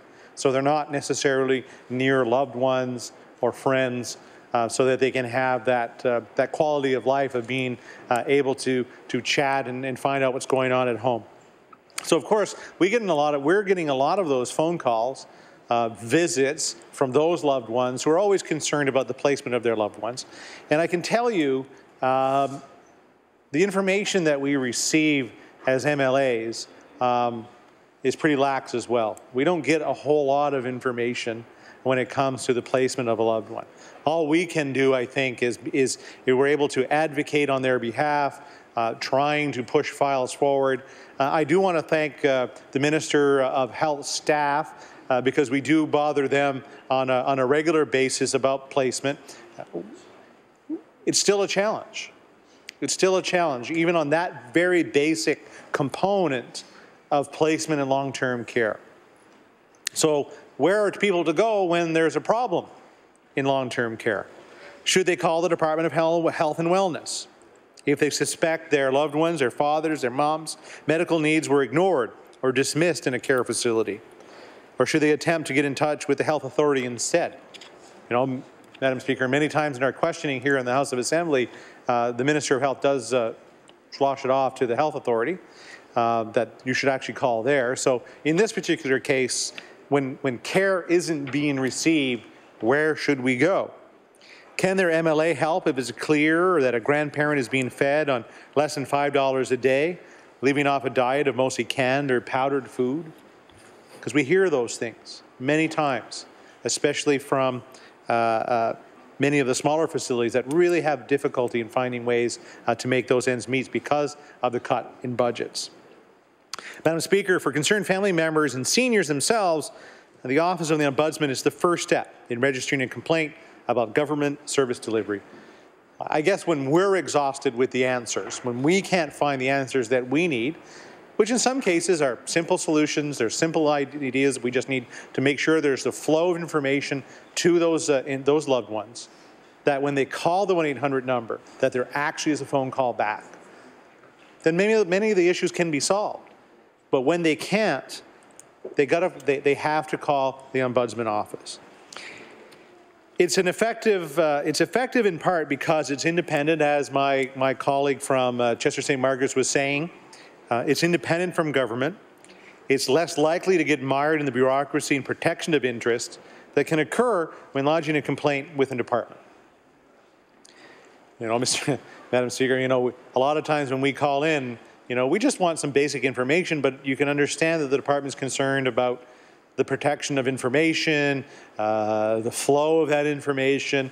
You know, it is a challenge to get the things that we need to provide to a patient or a patient's family. We should be able to. Maybe all this information should be just up there on a website and people can make their decisions accordingly. But it's not. So we have an organization called the Ombudsman's Office, the Ombudsperson's Office. You know, the Ombudsman already acts to investigate issues with services on behalf of seniors, so they do have a mandate to do these things, including long-term care delivery, pharmacare, and even permits like driver's licenses. So they can get involved in many different aspects of government. But Senior Services Division of the Office of the Ombudsman stresses that the Department of Health is primarily responsible for seniors in long-term care. So the Minister's Department himself is responsible. So there's lots of room to improve here. Perhaps by giving the Ombudsman the authority to notify and investigate the person in charge of a facility in the same way they would call a minister or a chief officer, where you can promote better oversight for seniors. And we've seen recent examples of the Ombudsman's ability to hold government to account.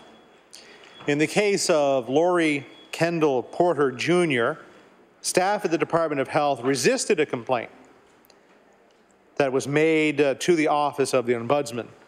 They insisted that they didn't, or the department insisted that they did not have to turn over information about the confinement of an intellectually disabled man, and that they didn't have to respond to complaints about adult protection services mishandling the matter. Thankfully, the Ombudsman Office disagreed and forcefully defended their legislated right to obtain information from the department. The office also dismissed the department's claim that they could hide behind privacy legislation. Given the proper authority, the Office of the Ombudsman can be very effective in investigating and improving government services. And I feel that this House should be open to a debate on how expanding the powers of that office could promote better care and more dignity for our seniors. I'll finish off in my last minute when it comes to the whole issue of seniors' care. We've been asking, and I'll continue to ask in this House of Assembly, of where is the continuing care strategy? Where is the update to that strategy? Things have changed since 2006 when the first one was brought in. We've had a somewhat of an update when NDP were government, but here we are on the second term of this Liberal government, and we still have not had an update to the continuing care strategy, which should encompass some of the issues that we have been bringing forward. The funding, the care levels, the care services, the distribution of the dollars that are available to us. We should be able to provide a safe home for our loved ones when they're in a long-term care facility.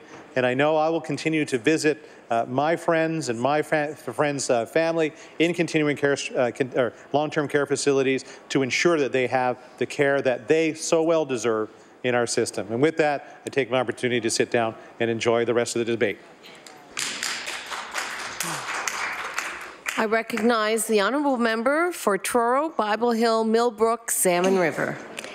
Thank you, Madam Speaker. And I'd like to speak today to the Ombudsman or Ombudsperson Act number 25, which the NDP has brought forward today, mainly because we feel that there is a lack of oversight when it comes to looking after our seniors in this province. And of the stories that hit the news, there are hundreds, if not thousands possibly more, that we have never heard about.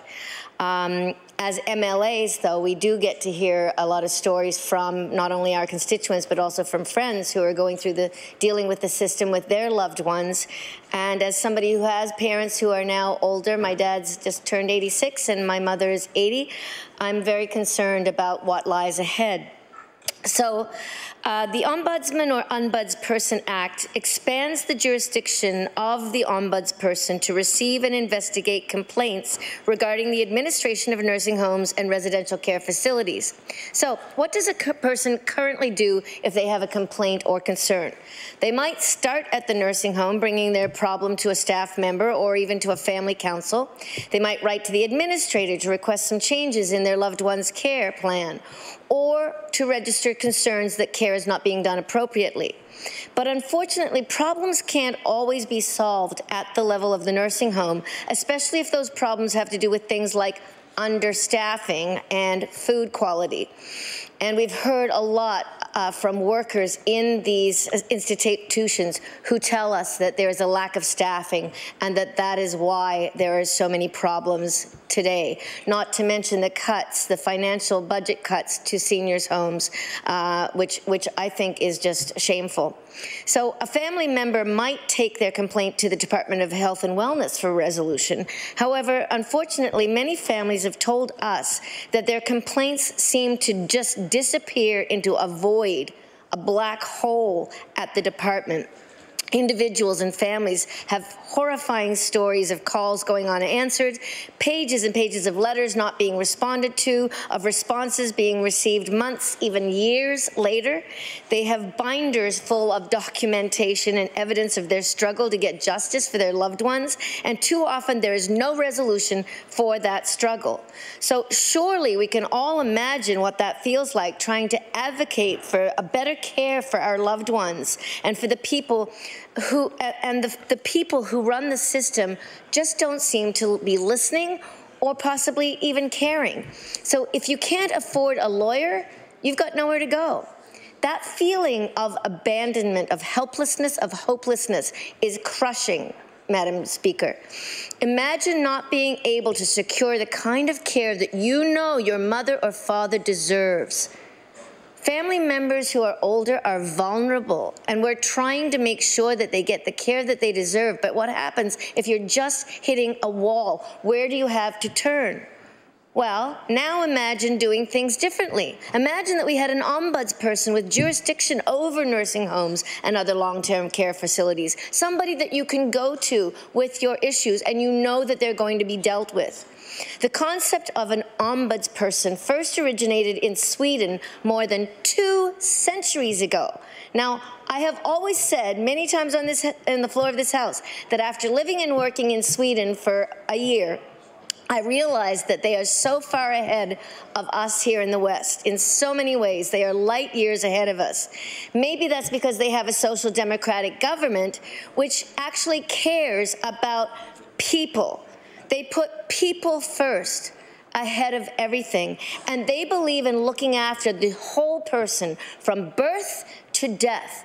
That's probably why they have the greatest longevity in the world, and they have seniors who are the healthiest people in the world. I'd say we need to take a page out of their book and follow them here. So the concept of an ombudsman to use inquiries and structured investigations to determine whether a complaint is founded is very important. They also, along with the ability to make recommendations to correct unfair situations, both in individual cases, and they can also address systemic issues. These are the important issues. They look for trends, they look for patterns in complaints, to identify and make recommendations to address potential systemic issues and seek system-wide improvements to influence positive change. They're committed to achieving redress for the individual, but also where they identify systemic failings, to seek changes in the work of the bodies within their jurisdiction, both individually and collectively. So where they identify injustice, they seek to put this right. Now imagine that we had an office that was actively tracking complaints and concerns about long-term care and providing advice to the government based on the patterns that they are noticing. If we had such an office, Madam Speaker, it might not have taken this government 5 years to consider improving staffing ratios in long-term care. It might not have taken so many unnecessary deaths as a result of complications from bed sores for this government to commit to reviewing how they fund the system. And it might have given Nova Scotians more faith that their government is open to listening to their concerns, whether they supported them at the ballot box or not. Residents of long-term care facilities and their families deserve transparency. They deserve to know about how decisions are being made in these homes. They deserve to have their complaints and concerns addressed in a systemic way and within a certain amount of time rather than disappearing into an endless, bottomless void. They need to know that someone is there to listen. Someone is there who actually cares about their loved ones. And that is why I believe that we need to expand the role of the ombudsperson to cover issues in the long term. Because after all, let's get this straight. We are all going to be there someday. We're all going to be in this situation. And as somebody who came along at the tail end of the baby boomers, I know that baby boomers oftentimes make a lot of changes for the rest of society. Well, that's because they finally have to deal with it themselves, and they see, oh, I don't really want to be in this nursing home with nobody there to really look after me and eating food that costs $5 a week or $2 a day or whatever. I kind of like having my quality meals. I kind of like having exercise and being looked after and having somebody paying attention to me and taking care of my needs. And I like somebody to have the time to stop and actually talk to me, which people in our seniors' care right now are telling us that they're not getting. And the people who work there, God love them. They're telling us it breaks their heart that they don't have the time to give to the people in their care. They want to. I just received a letter the other day from somebody working in a senior's home who says, I used to be able to sit and talk to somebody for at least 10 minutes. I can't even do that now, she said. And, you know, so we are cutting short our own workers in these places and what they can do and what they can provide, and that is not fair to them, because oftentimes they get the brunt of the concern and the outrage of the public, when in fact it is the government and the government's handling of it that is actually at fault. So I believe that our seniors, our elders, our parents, our grandparents deserve nothing less than to be taken as seriously in their so-called golden years, because like in Sweden and these other countries where they have other means of looking after their seniors, they believe that People are important not just when they're productive, not just when they are able to contribute financially to the system, but they've been contributing financially to the system their entire lives, and now they deserve a system that is working for them. And that's where we come in. That is our job, and that is why I'm here standing today to say I support this bill very much. I'm glad that our leader brought it forward, and I will continue to fight tooth and nail for the seniors in my constituency and all across Nova Scotia until something is done and we can have a very good system for not only the youth, but also our seniors, elders, grandparents, parents, great-grandparents for years to come. Thank you. I recognize the House Leader for the New Democratic Party. Thank you, Madam Speaker. Could you now call Bill number 36, the Police Street Check Act? I recognize the Honourable Member for Dartmouth North. Thank you, Madam Speaker. Madam Speaker, we are debating this bill today because we still have not stopped the ongoing practice of police street checks, a practice that is known to be a discriminatory practice and have negative impact on the lives of African Nova Scotians. So I want to begin by noting that the NDP is an all-white caucus, and we are in a majority all-white legislature. So I'm not trying to speak from any moral high ground today. I want to acknowledge the privilege that has brought me to this position and given me this platform to speak. And I continue to benefit from the histories and ongoing practices that make it easier for me to be in this position that I'm in today. I in no way want to speak for the African Nova Scotian community. I think striving to follow the principles of allyship, however, means that white people like me need to speak up and amplify and affirm African Nova Scotian voices on issues of racism and not shy away from that duty. I think being white is doubly important, that I use this platform to understand, to amplify, and to act on the concerns and the ideas coming to me and to our caucus from African Nova Scotian people. And so the NDP caucus and I are using the tools we have to say this. We need to turn the attention of this whole House to stopping discriminatory police street checks in Nova Scotia.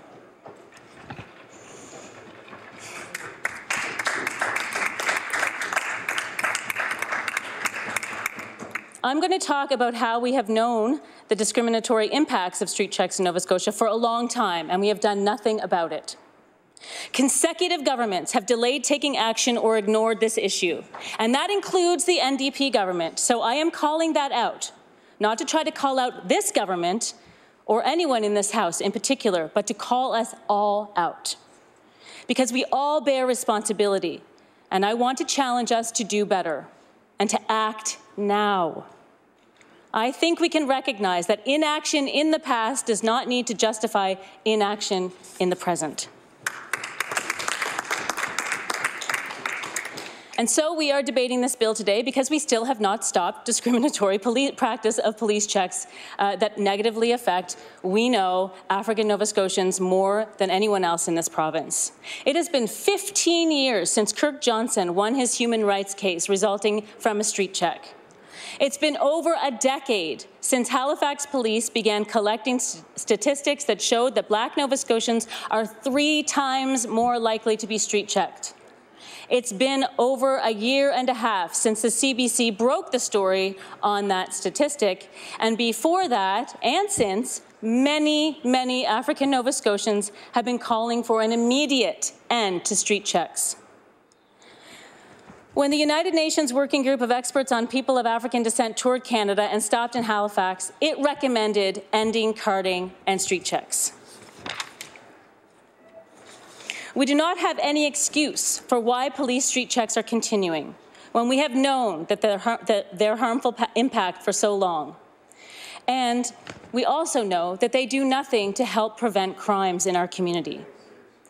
Social worker Robert Wright has signed a letter, along with many other African Nova Scotian people, over a year and a half ago, calling for an immediate end to street checks.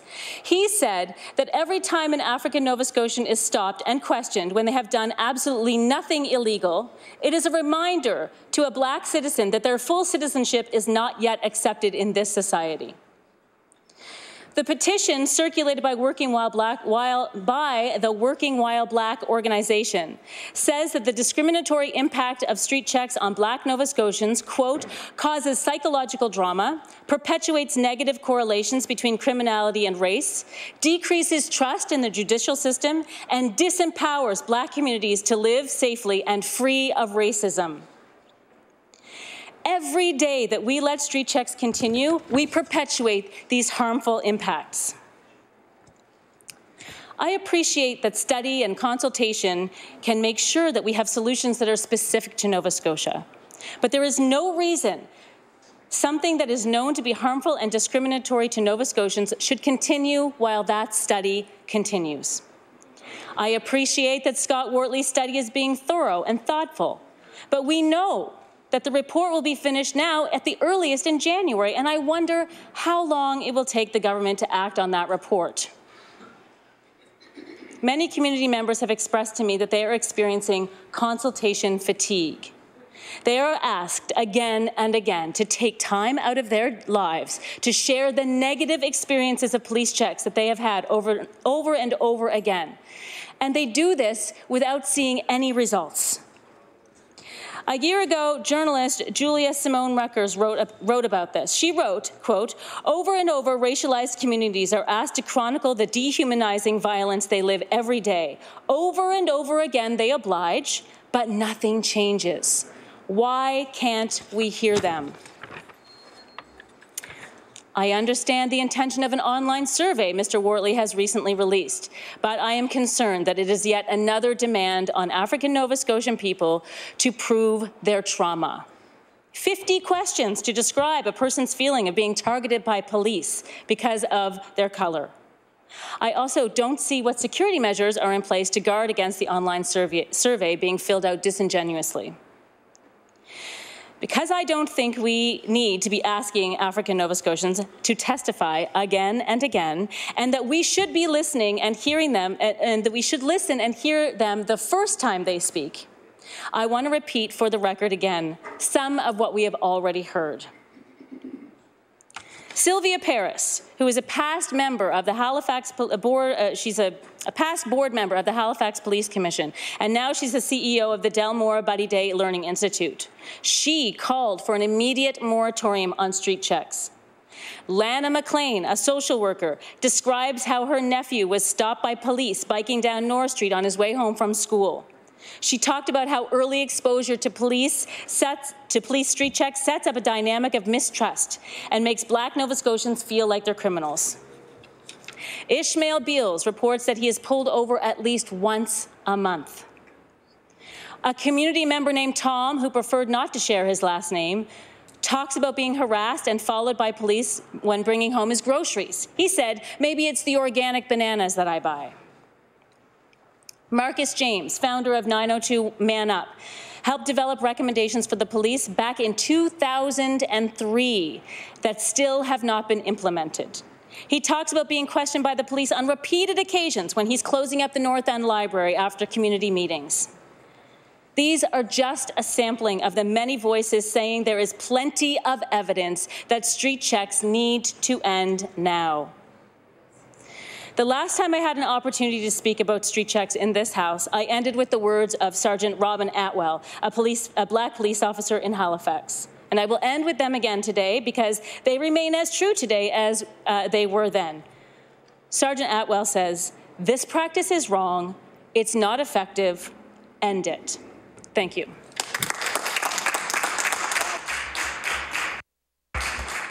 I recognize the honourable member for Clayton Park West. Thank you, Madam Speaker. I would like to thank the honourable member for raising this issue. I value the member's opposite perspective and her concerns for the safety and privacy of Nova Scotians. Since moving to Canada from Baghdad, I have learned to appreciate and value living in a country that has a Charter of Rights and Freedoms, and I truly do. And I've had many experiences that with my work that I've always came to emotions of the differences with the life that I would have had living in Iraq compared to the life I have here and the rights in a human being. Madam Speaker, I believe it is important that all police interactions with the public are conducted with the law and that they are respectful of citizens' rights under the Charter of Rights and Freedoms. We must always remember that democracy requires continuous work and review as our society continues to grow and evolve. We need to ensure human rights are protected and also ensure communities are safe. Madam Speaker, in January 2017, leaders from the African Nova Scotian community reached out to the Nova Scotia Human Rights Commission with concerns around the police information gathering techniques commonly known as street checks. They highlighted statistics that show some groups are overrepresented in street checks compared to others. Madam Speaker, there is no question these are concerning statistics, and I join the African Nova Scotian community in wanting to know more. That is why I am pleased that the Nova Scotia Human Rights Commission launched a review of this controversial issue in September 2017. The Commission has contracted out of province independent researcher to lead this review. Madam Speaker, Dr. Scott Wortley is a criminologist with subject matter expertise, and his appointment has been well received by the community group that brought forward the concerns about street checks. A member of his team include a woman named Jessica Bundy. Ms. Bundy is a PhD student at the Centre for Criminology and Social Legal Studies and is from Nova Scotia. She is from Nova Scotia. Ms. Bundy brings with her extensive work experience in the African Nova Scotian community, ensuring members of the community have their voices heard. Dr. Wortley and his team have been providing regular updates on his review process. In May, they held focus groups and meetings with the Halifax Regional Police and the RCMP, who are taking this issue very seriously and fully cooperating with this review. The Halifax Board of Commissioners, which provides civilians oversight for Halifax Regional Police, has also requested regular updates on the status of this review.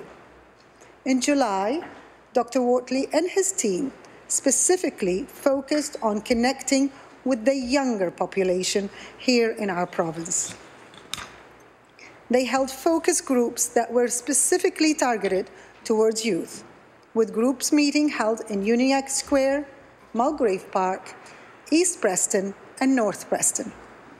These meetings were well attended and very informative. Dr. Wortley has been working closely with the Halifax Regional Police to obtain and compile 11 years' worth of data. This includes data from the RCMP as well. Madam Speaker, as you can understand, this is an ongoing process, and there is a lot of data to review, but police have been fully cooperative during this process in helping the Commission and Dr. Wortley access the information. The Commission has also launched an online public survey. The public survey will be available until early December and ask questions about the public's experience with police and street checks. I would also like to take this opportunity to highlight work the Nova Scotia Human Rights Commission is doing to address and prevent consumer racial profiling. This commission launched a free online course in March 2017, and to date, more than 12,000 people have received this training. The Nova Scotia Human Rights Commission is now working with the Canadian Association of Statutory Human Rights Agencies to launch this program nationally. Madam Speaker, the review of street checks by the Commission and Dr. Wortley is ongoing and on schedule. A preliminary report is expected to be represented to the stakeholders this fall, and final report is expected to be released publicly in early January. As I said, I am pleased the Nova Scotia Human Rights Commission is currently conducting a review into the issue of street checks. At this time, instead of proceeding with the legislation, I believe it is important that we wait for the results of this study, and a decision on how to proceed can be based on the information and evidence provided. We know there is more work to be done, and we look forward to the report from the Commission and Professor Wortley. Thank you, Madam Speaker, and with that, I take my place.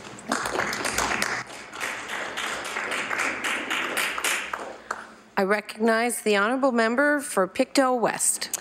Thank you very much, Madam Chair, and I'm very pleased to rise to speak to Bill 36, the Police Street Checks Act, and I want to thank my colleagues so far that have spoken and spoken very passionately.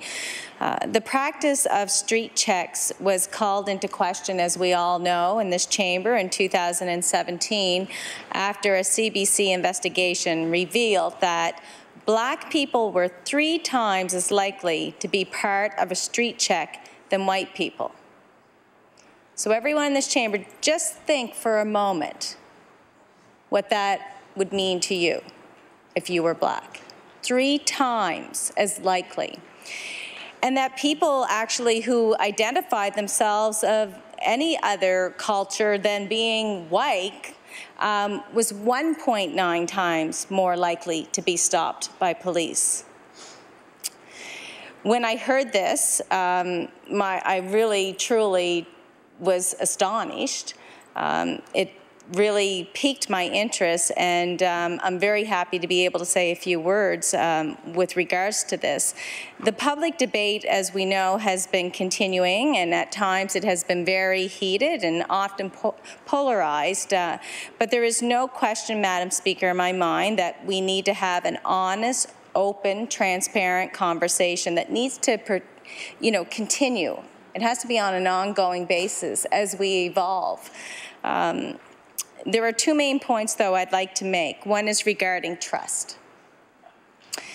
It's public trust, and it's not there. And I think that that's something that we all need to work towards. The other is around balancing, of course, the obligations and tools that peace officers must use to serve and protect and keep us all safe. And I will begin with the second point and be really clear here that, the PC party definitely supports our police officers and all our peace officers as well. And we can't thank them enough for their commitment, their unwavering dedication to their job and to protecting all citizens while they risk their own. We cannot do what they do, and so we're very grateful for their service. Much of the time, they are required to enforce laws passed by multiple levels of government. So they're trying to juggle 2. Just consider all the challenges that clarify as we go cannabis legislation has been. It's been a fiasco when I speak to the different levels of government, in particularly municipal. It's they're struggling. They're struggling. So I can only imagine the challenges this bill has faced, but as well as the challenges that are out there for both sides that are looking to come to some type of compromise and improve this unfortunate circumstance that we have and this unfair situation. So police on the front line of that countrywide social experiment of cannabis, we know that it's a multimedia world, and there's so many informal tools available to increase accountability, and they are used quite often on a regular basis. As tough as that is sometimes, I think it's a good thing, though, and there needs to be a balance struck, Madam Chair. Not just fairness, but a perception of fairness for all Nova Scotians. We collectively need to come together and get this right. The numbers found around police checks point toward a need to look deeper into this situation. There's no doubt, and I appreciate that there's a review happening, and I am happy to hear that they are including youth. It would be great if that review was a little bit more open and transparent to all of us so that we could all have updates on it. And it's great that it's coming out in January, but none of us know what's been conducted so far, so that part is unfortunate. I, Madam Speaker, really want to indicate that in regard so the numbers found around police checks, as I had just mentioned, point towards we need to look into this deeper. And in that regard, I agree with the member from Dartmouth South that presented the bill, introduced the bill, and that there's a need for mutual trust between members of the public and police officers. Do the processes, though, however, outlined in this bill, have the potential to work towards addressing fears of systemic racism while balancing appropriate use of police tools? I'm not certain if it does, and I can't project if it will, but I know it all has to be considered. And I would have to ask, how will the panel to be established by this bill address stereotypes of criminality? And will it limit police investigation tools? We owe it to the community, to all citizens and the police. Nova Scotia, as we all know, has suffered systemic racism for way too long, and it's our time to do something about it. Pretending otherwise is just a non-starter, and anyone that doesn't want to get involved is living in denial. Perhaps that is why this bill in particular refers to the Charter of Rights and Freedoms quite frequently, even seeking to put wording into regulations. And perhaps, but surely, our regulations do not need to explicitly prohibit officers from violating Charter rights. Nevertheless, I would like to conclude with a caution to all of us, and especially this government. Losing the public trust is extremely serious. We're going down that rabbit hole right now, and it's all about trust. Everything we do here should be in the public good for all people. It should be well thought out, this bill, including any possible unforeseen, unintended consequences. Law Amendments Committee this week was a stark reminder of what can happen otherwise for any of the members that participated in law amendments this week. Our caucus is collectively still reviewing the bill and seeking input from one another.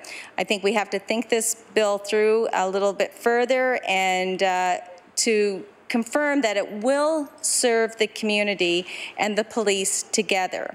The government should not just dismiss this bill just for the sake that it's being introduced by the opposition. I hope that they give all consideration to this bill. We need to keep talking about this, and on those few messages, I'll take my seat, Madam Chair. Thank you.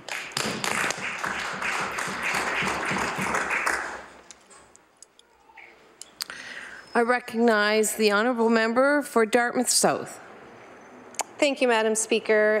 Thank you to my colleagues who have spoken to this. And Madam Speaker, I'd also like to thank the number of spectators in the West Gallery who have come to witness this debate and to see us discuss this important bill in the legislature. Madam Speaker, it's a privilege to serve in this assembly. I often think about the diversity of background and experience in this chamber. We have people born to means and those born with no means. We have members with deep, strong roots in Nova Scotia and family members who have served in this chamber, and others who are grateful to have made their way here at all to build a better life. We also have many shared experiences. Many of us have children, and young children at that. Many or most of us have had the benefit of higher education. And with the exception of the sometimes delightful and sometimes challenging interactions that go along with living a public life, most of us are able to live free from unwanted interference or threat. Mr. Speaker, it's unlikely that most of the members in this room look over their shoulders when they walk out of their doors in the morning, or when they enter their vehicles, or when they lock up after work, or when they walk home from the grocery store. Sadly, this is the reality for the majority of the African Nova Scotian population in Nova Scotia. We know that 1 in 3 African Nova Scotians will be stopped by the police at some point. This is compared to a higher number, but less than 1 in 10 Caucasian Nova Scotians. And Madam Speaker, that's simply not okay. What happens when people are stopped for no legal reason? While they may just have a chat with an officer. And Madam Speaker, that should be encouraged. Those conversations should be encouraged. But Madam Speaker, the problem is that after this chat, their data is recorded and it is saved in databases that can then be accessed by other law enforcement officers across provincial and even international borders. The existence of this information, even though it is there as a result of a random stop, increases suspicion in future encounters and may and has caused delays when crossing borders, results in differential treatment, and generally creates a culture of fear and mistrust. If a name is pulled from a law enforcement database, and imagine, Madam Speaker, if you were a peace officer and you pulled a name from a database because you were checking because someone was crossing a border or on a traffic stop, and a long string of interactions and information appeared, you would naturally have an assumption that there was something suspicious going on. Why would this person have all of this information in a police database if there was nothing wrong? But you know what, Madam Speaker? They might just be black. It might just be by dint of the color of the skin that they have when they were born. Again, that's not okay, Madam Speaker. In my first term of law school, my instructor in criminal law was a former member of the RCMP. I'll never forget that in his introductory lecture on the very first day, he spoke at length about policing. He spoke about how important the job was, how vital the job was to the functioning of our society, and the respect with which we should hold that office. He also called upon us as fledgling lawyers to consider an intentional language choice. He asked that we always refer to officers, especially in court, as peace officers, for that was the highest calling of law enforcement. In calling on the government to end the practice of police street checks, we are most certainly not saying that police officers should not be in contact with the communities that they serve. That in an effort to build trust and work as effective peace officers, we are encouraging them to continue to do just that, to engage and interact with communities as so many officers, especially community policing officers, already do. What is not necessary, Madam Speaker, and can lead to harm both to individuals and to relationships is for officers to record in databases every interaction that they have with someone when there is no reasonable suspicion to stop them. That data trail can cause serious damage to people's lives.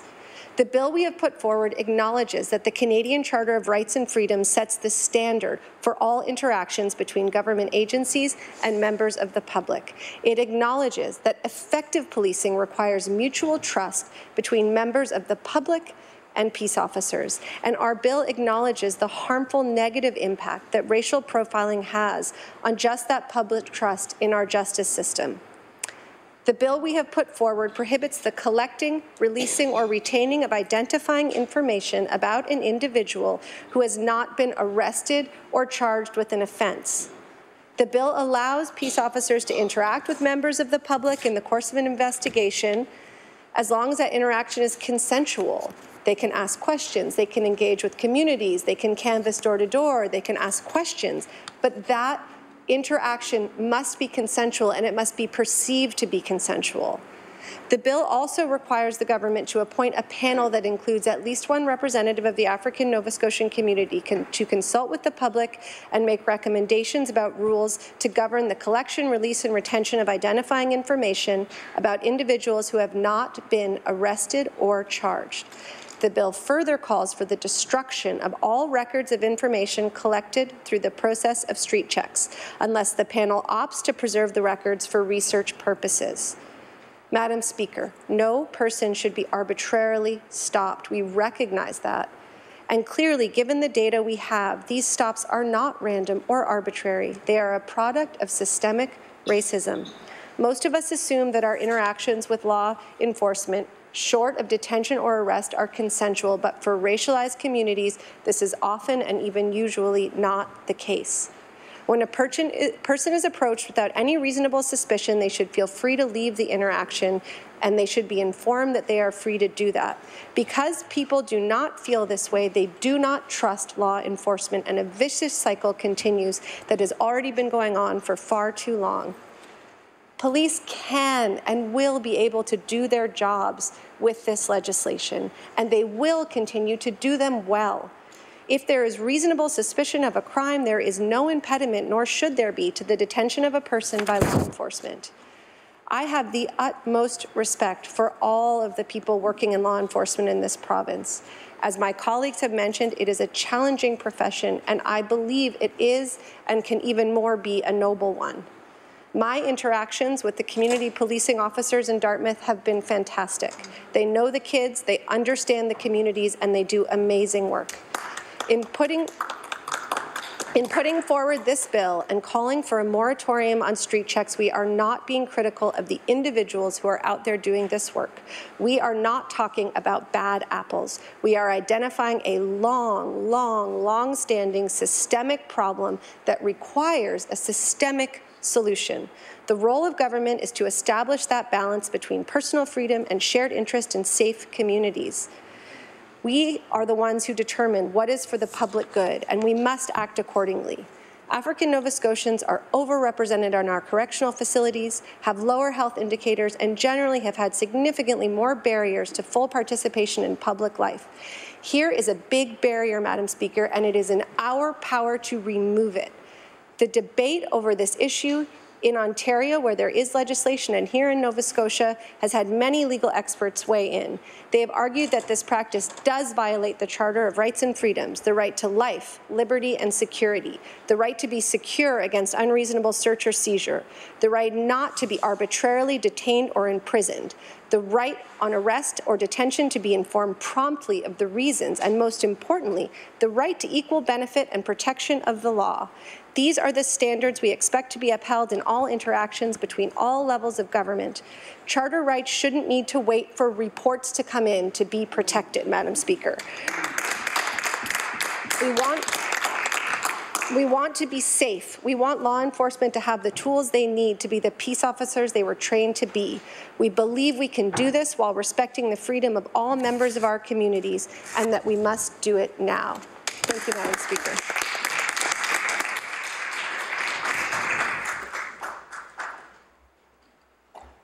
I recognize the House Leader for the New Democratic Party.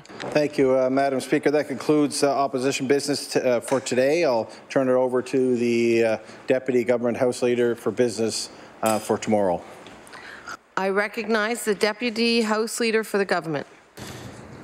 Thank you, Madam Speaker. Madam Speaker, I move that the House do now rise to meet again tomorrow, Thursday, September 20th, between the hours of 1 p.m. and 6 p.m. Following daily routine and question period. Business will include Committee of the Whole House on Bills, Bills number 2, 4, 10, 13, 16, and 23, and with time permitting, public bills for second reading, Bills 38, 42, and 44. Thank you, Madam Speaker. The motion is that the House do rise to meet again on Thursday, September 20th, between the hours of 1 and 6 p.m. Would those in favour of the motion please say aye? Aye. Contrary-minded, nay? Nay. The motion is carried. We stand adjourned until 1 o'clock tomorrow.